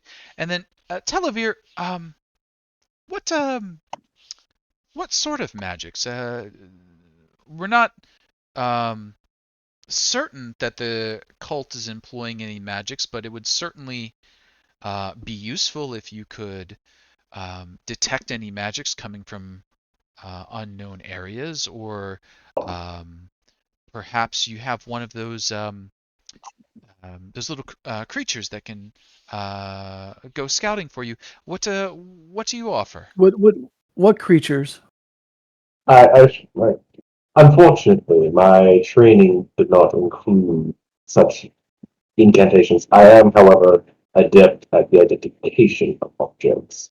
If this cult is using such means of arcane or esoteric devices, I would be able to identify them. Oh, splendid, It is splendid. an unfortunate fact of being more of a untrained wizard that my education was rather lacking in certain areas. And then, oh, Montgomery, what was the word? Assistant, no. Oh, familiars. If they had a familiar, we had a mage once who was able to send a little ferret all over the place. It was extraordinarily useful for scouting, but we don't have one of those on staff at the moment. All right, so Interesting. I think that should be a reasonable patrol set for you. Now, is there? Uh, sorry, I just glazed over at the chat. Alex is chanting "Kill them all." So we'll see how that goes. I think we could certainly schedule the set now. Is there anything that you all needed from the town? Aside from lodgings, of course, we've got a small string of houses that are rented out to us at a pretty good rate, um, or you can find your own lodgings, of course, if you prefer. Is there anything more that you would need? I could use some new clothes. I'm afraid this is all I have, and it seems to stand out a little bit. Oh, of course. We could get you introduced to a clothier, and we'll take care of that. Off screen, she'll introduce you to some folks who can make some stuff. Um, all right. Well then, if there's nothing else, I'll leave you to it. We'll want to check in each day. She gives you an address where you'll be able to meet up with her and a time to be able to see. And Delvin should be arriving any moment now. Once he gets here, you'll meet him. You can report to either of us. Any That's other your brother? questions? Oh yes, Delvin's my brother. I have one question, Of course. and this is more of a curiosity. Would you be able to direct me towards the nearest alchemical guild, whatever form in which that takes? The Mage Guild? No, an alchemist's guild, not magic related. My Oh, original training was as an alchemist, so I simply wish to introduce myself and make sure that all the proper notations are made. I'm not sure if there is a alchemist guild in town. We'll certainly look into that for you. Um, Right. if there were, What's the? Good. I'm sorry. Go ahead. I didn't mean to interrupt. No, I was just going to say, if there were, I would imagine they'd be a faction of the Mages Guild, but if not, we can certainly look into it. Such is the case normally. I simply wish to see if there was any sort of official guild here. Yes. And she'll point you towards where basically the effectively town hall and registration is for those sorts of things. I'll get a little bit more of that information there. Montgomery, though, you were saying? I was curious. What's the rat infestation like in Neverwinter? What? Rat infestation. Yeah, because nothing says successful town like a good rat infestation. Well,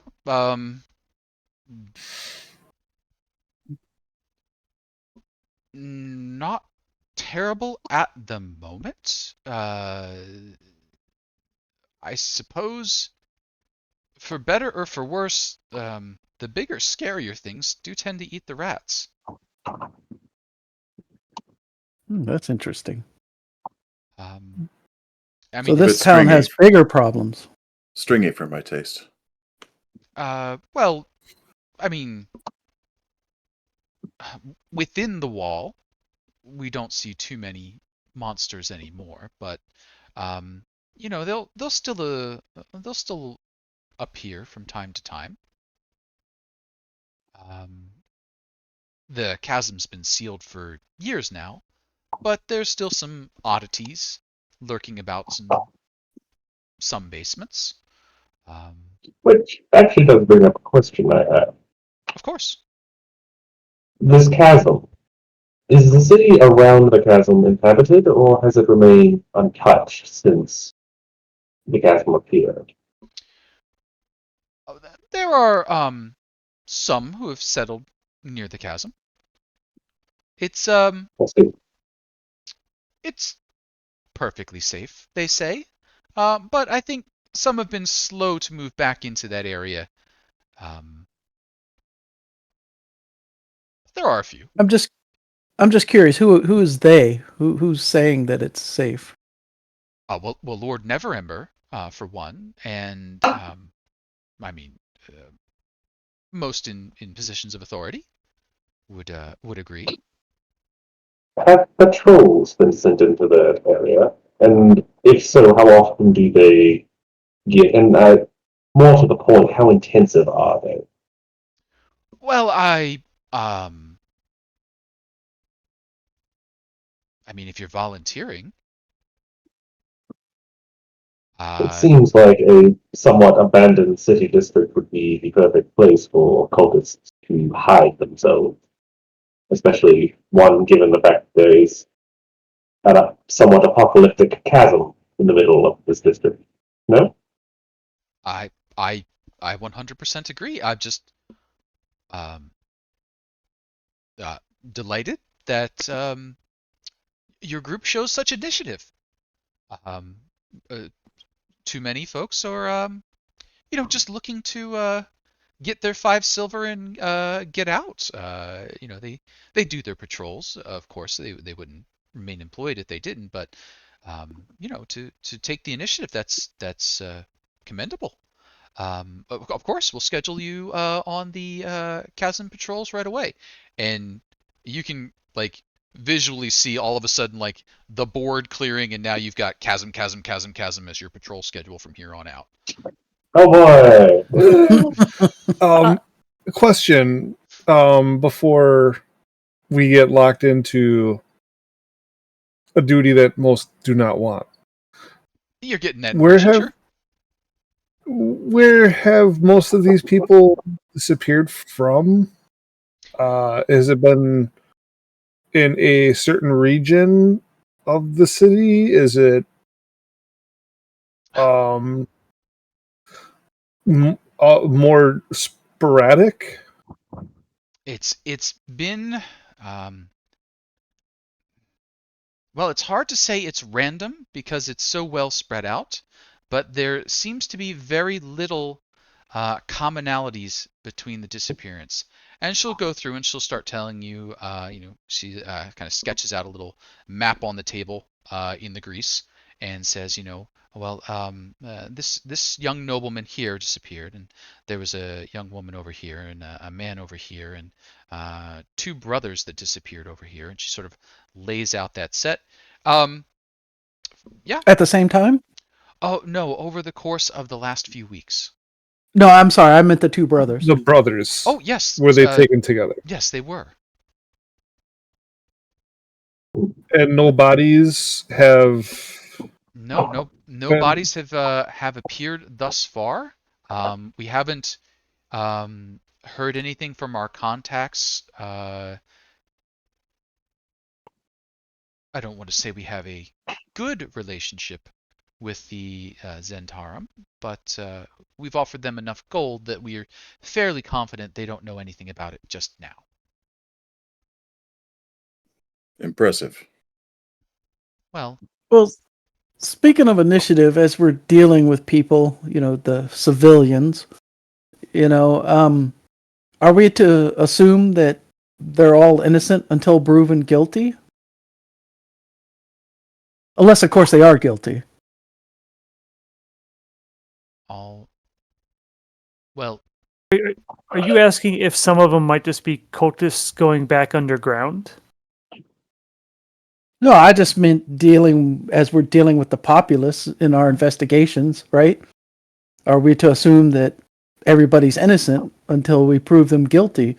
Unless, of course, they are guilty, then we don't have to I should think of assume them we're as not. innocent. I should assume we're not intended to kill anyone unnecessarily. Well, Most likely the won't.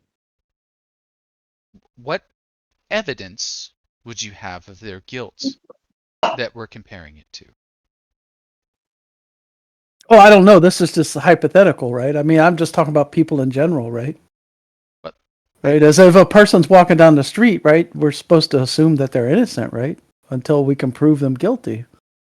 Well, unless, of course, they are guilty, right? If they're guilty, they're guilty. You should be suspicious of everyone, so you should assume they're guilty, but act like they're innocent. I'm not. Interesting. I'm very confused.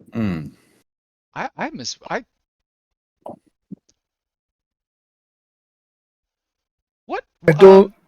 I think what he's trying to ask is if we allow our larger, more hands-on party members should not just grab everybody at will. No, that you would be assaulting the citizens of Never. No, you would be in jail. You'd be jailed for that. No, you would need to witness the crime or uncover evidence. You can't. You still have to obey the laws. Unless we have true proof that someone did something, we do not apprehend them. I may be new to this city, but I feel like some of this is common sense. Maybe I'm just a little bit out of touch. Yes, you're not allowed to become kidnappers yourselves. That's not. It's not a race to see who can kidnap more citizens. It's we want to stop the kidnappers. And most people aren't innocent. This town but they're innocent of this. Yes. Yeah. And as Kavori's taking a drink, try to settle in the differences between the outlooks here. A fella looks to be about 27 years old, very close family resemblance to her, comes up behind. He's got a similarly long hair, but a beard on it, a lot of curls to his hair. He's maybe got a little touch a gray up in it, there in the brown, but looks hale and hearty. He comes up behind, gives her kind of a slap on the back. Hey, Kev, who are your friends? And she does a little quick introduction. Oh, joining us on patrol. Well, congratulations. I'm Delvin. So happy to have you working with us, and he's just kind of checking you out. Kev will do a great job getting you set up on patrol, and if you have any questions or anything you need, feel free to reach out.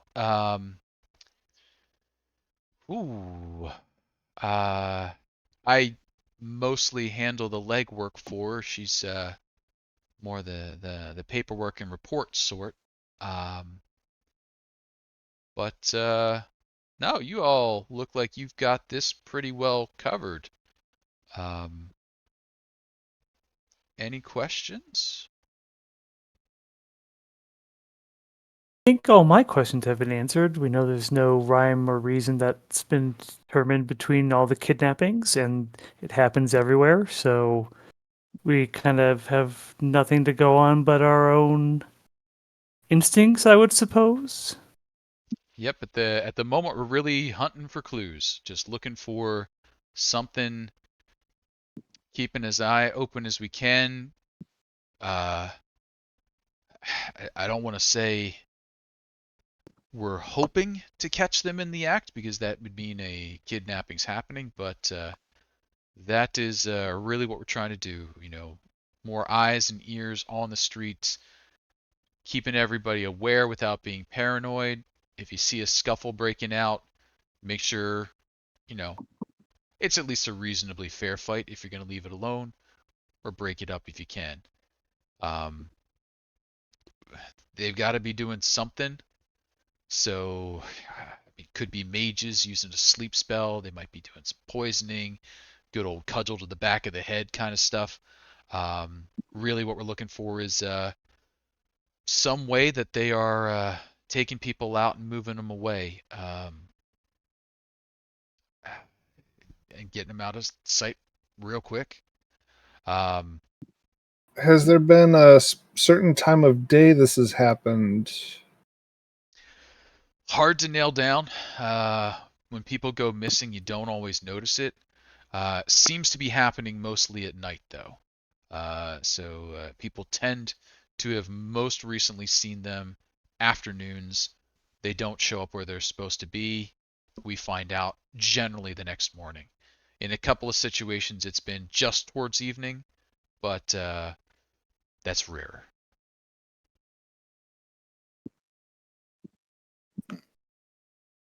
Perhaps this is an odd question. Have any of the victims of these kidnappings or disappearances been parts of larger families, or have they primarily been small individuals or duos in the case of the brothers? I've noticed you've only mentioned singular disappearances, with the one exception. Did they have families that were in the same building? Did they simply vanish from their beds, or were these solo individuals living upon their Oh, I see what you're at. No, most that vanished did so in the streets. So while they were out and about. streets? I don't believe anyone's vanished from their homes. How do you know they didn't just wander off? Well, That's a great question. This isn't the woods. Thank you. yeah, I suppose it's possible that 20 people with no real history of wandering off or no reasons to leave could have left. But if that were the case, I would want to know what is luring them away. Um, we've not seen any sign of a scandal or threats, no opportunities beyond, no jilted lovers, anything of that nature, at least not consistently. Some of them have had complications, but not something we've identified with all 20 of them, or even a significant portion.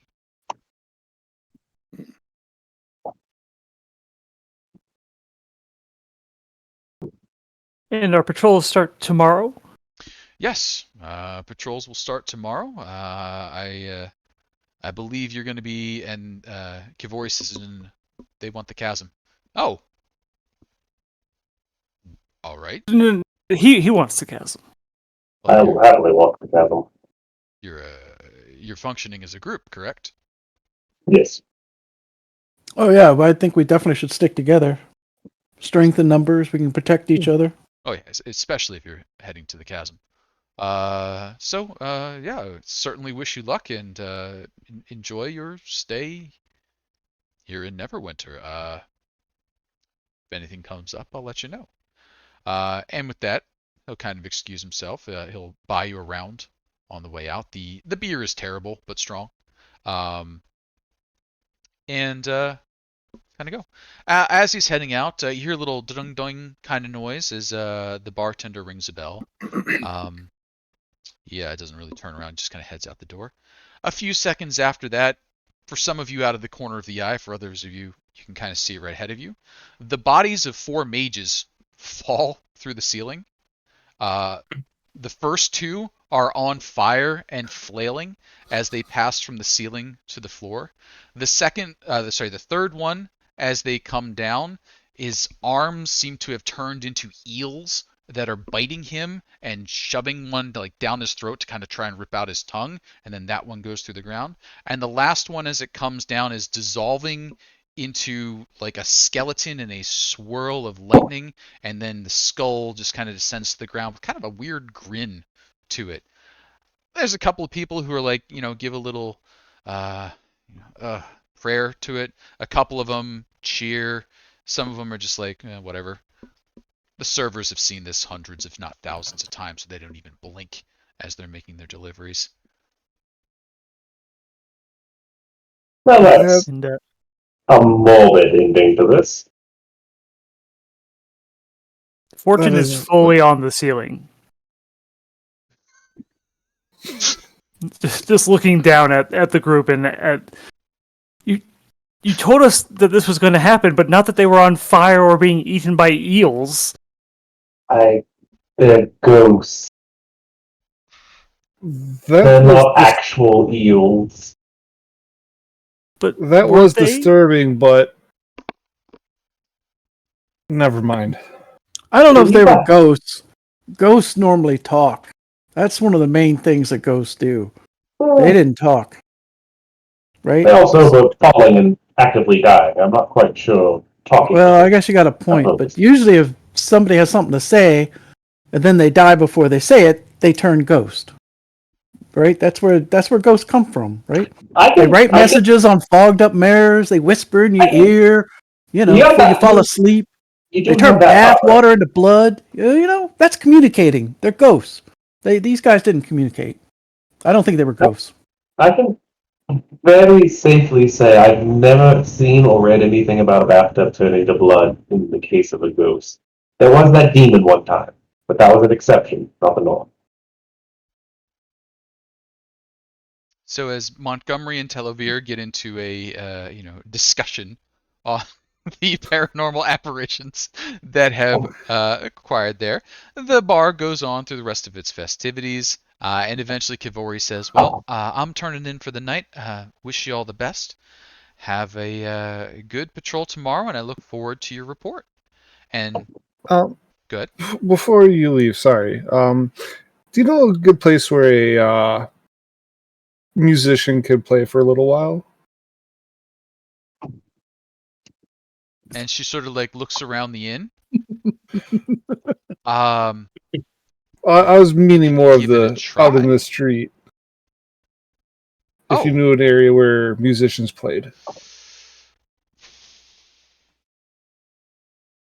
Usually they're in the inns, but I suppose, and she gives you a couple of spots. I will double check when I have a chance whether Neverwinter has any rules about performance. The city of Neverwinter is all about taxing people, so there's probably taxes or fees for being a entertainer. But she says, yeah, just make sure you've got your little license or your card for it, and have fun. What do you play? I mean, obviously that guitar thing, but what sort of music? So some of the older tunes I grew up on. Play a few of those. Okay. Well, I mean, they don't look it, but they are a bit of a dancing crowd, and she gestures to the folks behind him. But best of luck there. Gwaren, bless your travels, and carry the message of Maliki to you. I just have one quick question. Is there a temple of Kelemvor here in town?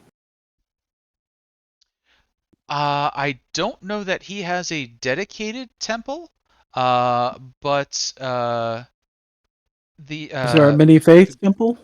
There is a mini faith temple. There's also the graveyards, I would imagine.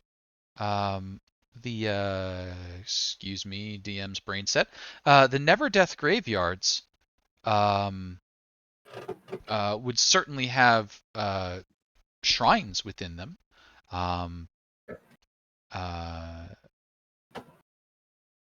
That would be where I would begin to ask. Okay, thank you. Oh, of course. And so with that, she'll excuse herself and leave the party to talk amongst themselves into the evening. Is there any more conversation that the party would like to have at this point without an overhearing ear?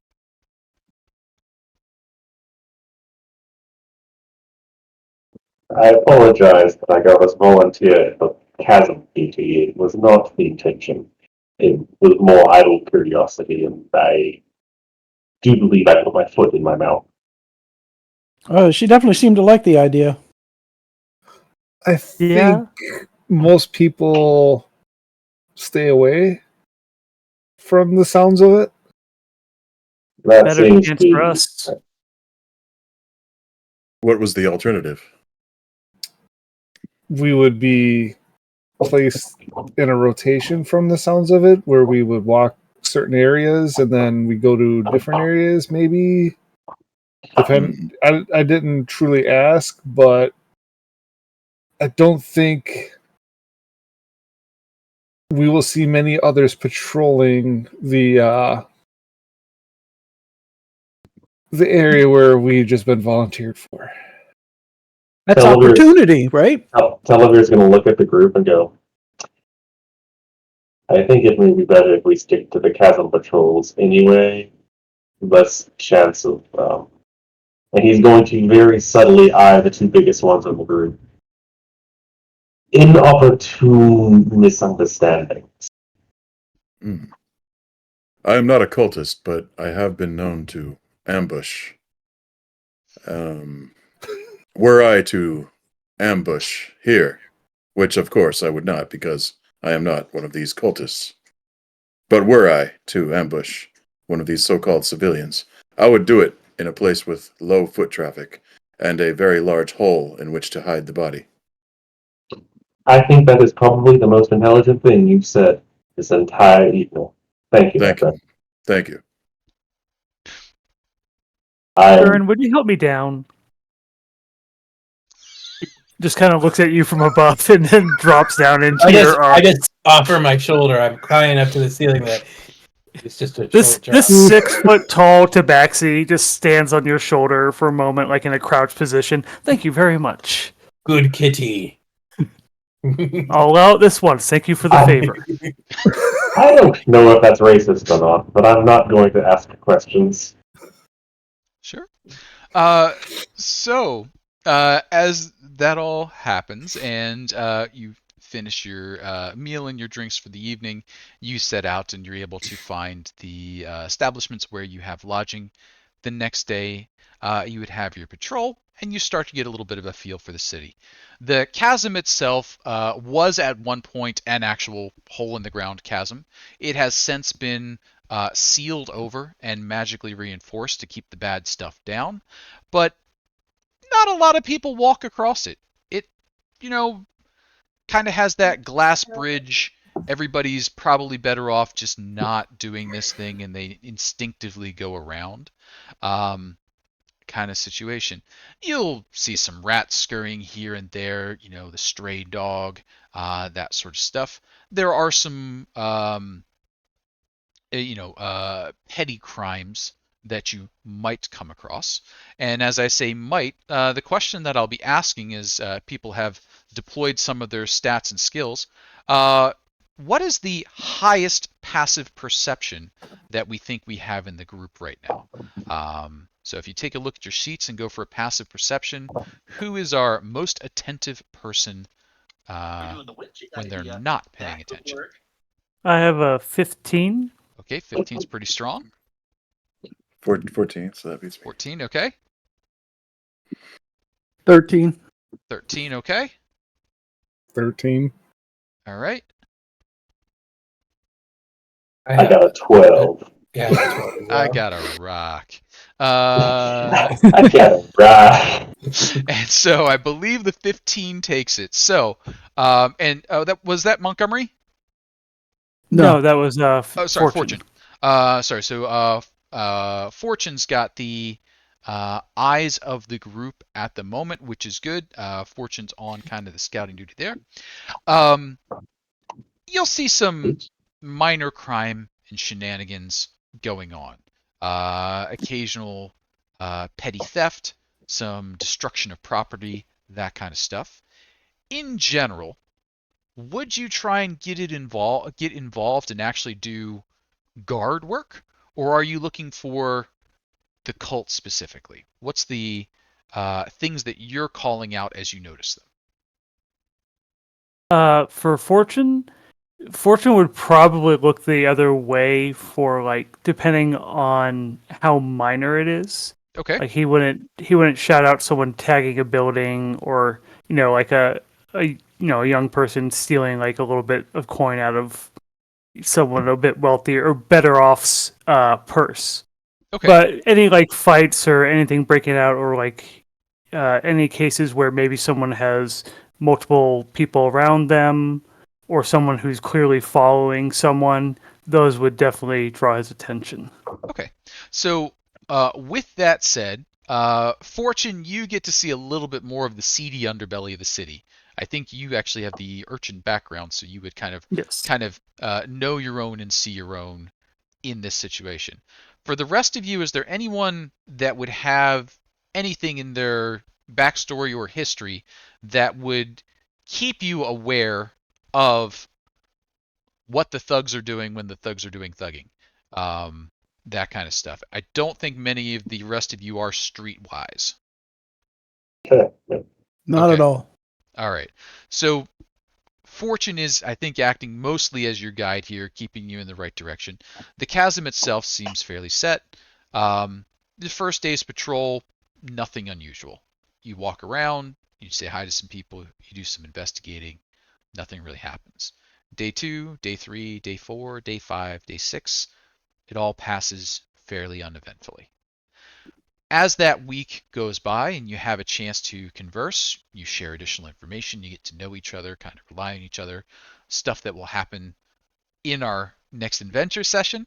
You will be not surprised when your friends can do X thing. So you will have the information that we all know about each other OOC-wise. With that, we're going to switch back to the out of character questions for a few seconds, because we're coming to the point where I'll want to be next week when we come in for our adventure. Couple of out of character questions as we roam our way around. One that I thought was a real good question set. Could everybody give a little bit of thought to what they would like to see as an ending to your storyline. Things could be, I like it when a campaign ends, everybody walks off into the sunset, we don't really know what they do. I like it when a campaign ends, we've tied everything up with a bow, we've done the 20 years from now story so we can see how they grew up and whether, Harry and Hermione ever had kids. Kind of, how do you like to see stories end? Do we leave it open? Do we button it up? Do you want to see a conclusion? Do you want to have questions unanswered? And that's kind of where, as we come to the end of our session 0, we'll have one more little scene after this, but I want to kind of get through that round of questions. We'll go bottom to top, left to right, because I've done loops the last 2 times. Bo or Red, whoever would like to volunteer first, the other person can't steal their idea. Bo or Red? I'll go first. All right, Red's going first. What do you like to see as a campaign ends? See, I actually really like the open-ended ones. Okay. Like, I like to be able to kind of imagine and create my own ending, regardless of like what happened in the campaign. So, like, even if everyone besides him died, you don't have like this nice little book. Like Awesome. outside of the books, I like to have open-ended stories because that's what life is. You don't have your life tied up with a nice little bow at the end. Cool. So You got it. So, Bo, you don't get to come to the end of the story. But other than that, what would you like to see at the end? I mean, obviously, some type of climax or satisfying conclusion of some sort, right? Like that's a good question, though. I think the technical term you were going for was denouement, but I only know that because I watched Clerks. Oh, okay, yeah, that one. Okay, cool. Let's do one of those. Sure. So we want to hit a climax and we want to have a satisfying kind of conclusion there, but leaving it, I think, a little bit open on that set. Nick, Ed, would you like to throw in an opinion there? What makes it satisfying to you to see it towards the end of a campaign? I think probably Montgomery's main goal, while he was in the astral sea, he encountered some sort of being, and he has no idea truly who that being was or is, and he would like to know that. So he'd like a conclusion on that. So right? would that would I be able to generalize that to, we want to see the seeds that were planted pay off? So we want to see. Yeah, exactly. That's a great way of putting it. Okay, yeah. Awesome. Yeah, because I figure whatever's going to happen in the story is going to happen, right? However we end up the campaign, but there's things in his background that he would definitely like to know for sure, one way or the other. He believes that he really met this, this being an entity, but he can't prove it, and it drives him crazy. Sounds good. Nick, over to you. What would we like to see towards the end of the campaign on your side? So, I took up an oath of vengeance for a reason. Mm-hmm. And I would like to see that reason through. Okay. But I think that there needs to be a moment where I realize that I am powerful enough to fulfill my oath. Right now, I think I'm not. Okay. Got it. So I would say not only character accomplishes the goal, but character has a moment of personal growth along the way. Fair. Right, because like I said, I've been in a prison for 100 years, so I walked out a husk of who I used to be. Mm-hmm. Awesome. Very cool. Kevin, Jason, volunteer for next. Sure. Okay. For Lost Doll, he wants to prove himself to the scholars. He also wants to become one of them and preserve the knowledge and keep passing it along in the future. So more of an open end for those he'll teach in the future. Okay. Got it. So open-ended, but I'm going to say maybe the next generation layout for you there. So not just open-ended, but open-ended with a, even if your story ends, somebody else's story kind of picks up. Yep. Very cool. Kevin, over to your side. I would say something a little bit similar, just starting with him really trying to figure out where a good place is for him in the world, but then him always wanting to go back and kind of ensure that other people from his life get that chance. And part of that involves dismantling some of his enemies. So I could kind of see it like having a little bow on it, but then there's something else beyond the ending there. Sounds good. All right. So with that sort of laid out, for our closing sort of scene session here, you've been on patrol. It's been the better part of 7 days. You've had a couple little things here and there, but fortune's kept you from causing yourselves trouble as you've moved through. Certainly helps to keep things calm when you've got a Firbolg and a big, bulky bugbear. Yeah, wanted to alliterate it and I got tripped up on it. Kind of moving through with you. So, the street toughs have backed off. Other mercenaries have kind of given you a little bit of space. You haven't earned a reputation because you haven't really dug in and done anything, but you're impressive looking enough that as you move together, people have kind of given you your space. It's nighttime.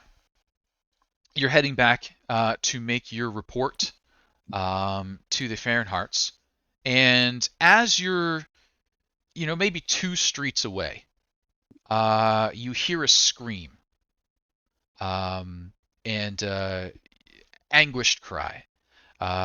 You put a little bit of haste on, you come around the corner, and the sound is coming from a human woman, light leather, brown hair. You recognize Kivori.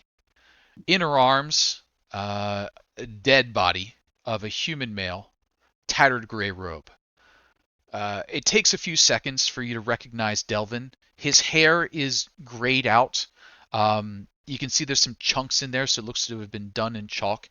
The robes he's wearing look like a pauper's robes, so a disguise of some sort. She's shaking him, trying to wake him back up, but you can see there's no life in the body. He's just being shaken around. His arm falls down, hits the ground, and with a dull thump, a desiccated eyeball rolls out of his palm across the ground towards you. On that scene is where we will pause for this evening. We'll pick back up next week. We'll give a chance for everybody to go ahead and flesh out their characters, fine-tune their set from there, and then we'll be picking up with the Eve of Ruin from Vecna. Questions, comments, concerns, anything everybody would like to say before we start our sign-off for this evening? Excited and happy to be here, and everybody did great. I think, for whatever my opinion's worth. I'm very happy to be with this group, and looking forward to everything that's to come. I was about to say, this has been a lot of fun, and I think we're all really going to have fun getting into character. Not only role playing, but making sure we make sure everyone else has fun too. Absolutely. I'm real pleased with how everybody's been doing. This has been knocking it out of the park. As we get in a little bit, we won't have quite so much out of character nonsense to deal with. We'll be able to go. I am probably going to switch which system I'm using to display the maps. So there'll be a little bit of a technical change up. I'll get you the information there, just because this one's been a little awkward. The map went to sleep on me twice. The rolls aren't showing up where I want them to be. So D&D Beyond, if you happen to be listening, get better quick. But in the near future, You're too busy changing how the store works. We got stuff going on there. So we'll probably be shifting to Roll20 or Foundry. I'll take a look at those options in a little bit. I've used both. If anybody has any questions on those, we'll get those answered up. It'll just be probably a different spot to roll dice if you're rolling dice electronically. We'll still use D&D Beyond for the character sheets because those are nice, but this is it. As far as the module itself goes, looking forward to getting a hold of that on the 21st. If you are following along and would like to chat in the Discord, swing by and say hi there. Happy to have any comments, questions, that sort of stuff. There is a player area, which will be an area for conversation from our side. There's also a comment area. If you are putting anything in there that could be a spoiler, please make sure to put that in the spoiler brackets. Things that we've already experienced, if you're following along, you'll have heard it. So you don't have to bracket those as much if you're asking a question. But if you're saying, hey, what are you going to do when you get to chapter 3 and these folks haven't seen it yet, please make sure you give that a bracket there so we can get that set up. Other than that, Alex, if you're out there hanging around and you can beat me to it, feel free to throw us over as a raid to somebody. I'll be a minute or two hitting the buttons over here. Everybody, thanks for hanging out. We'll talk in a little bit. Once we're clear of the Discord, you'll see me disappear and reappear there in a second. And it looks like we're heading over to see the lollygaggers. So thanks, everybody, for hanging out. We'll see the lollygaggers in a couple of minutes. All right. Thanks, all. Adios, y'all. Good night, everybody. Good night, everyone. All right, and I will be back in just a second. Sounds good.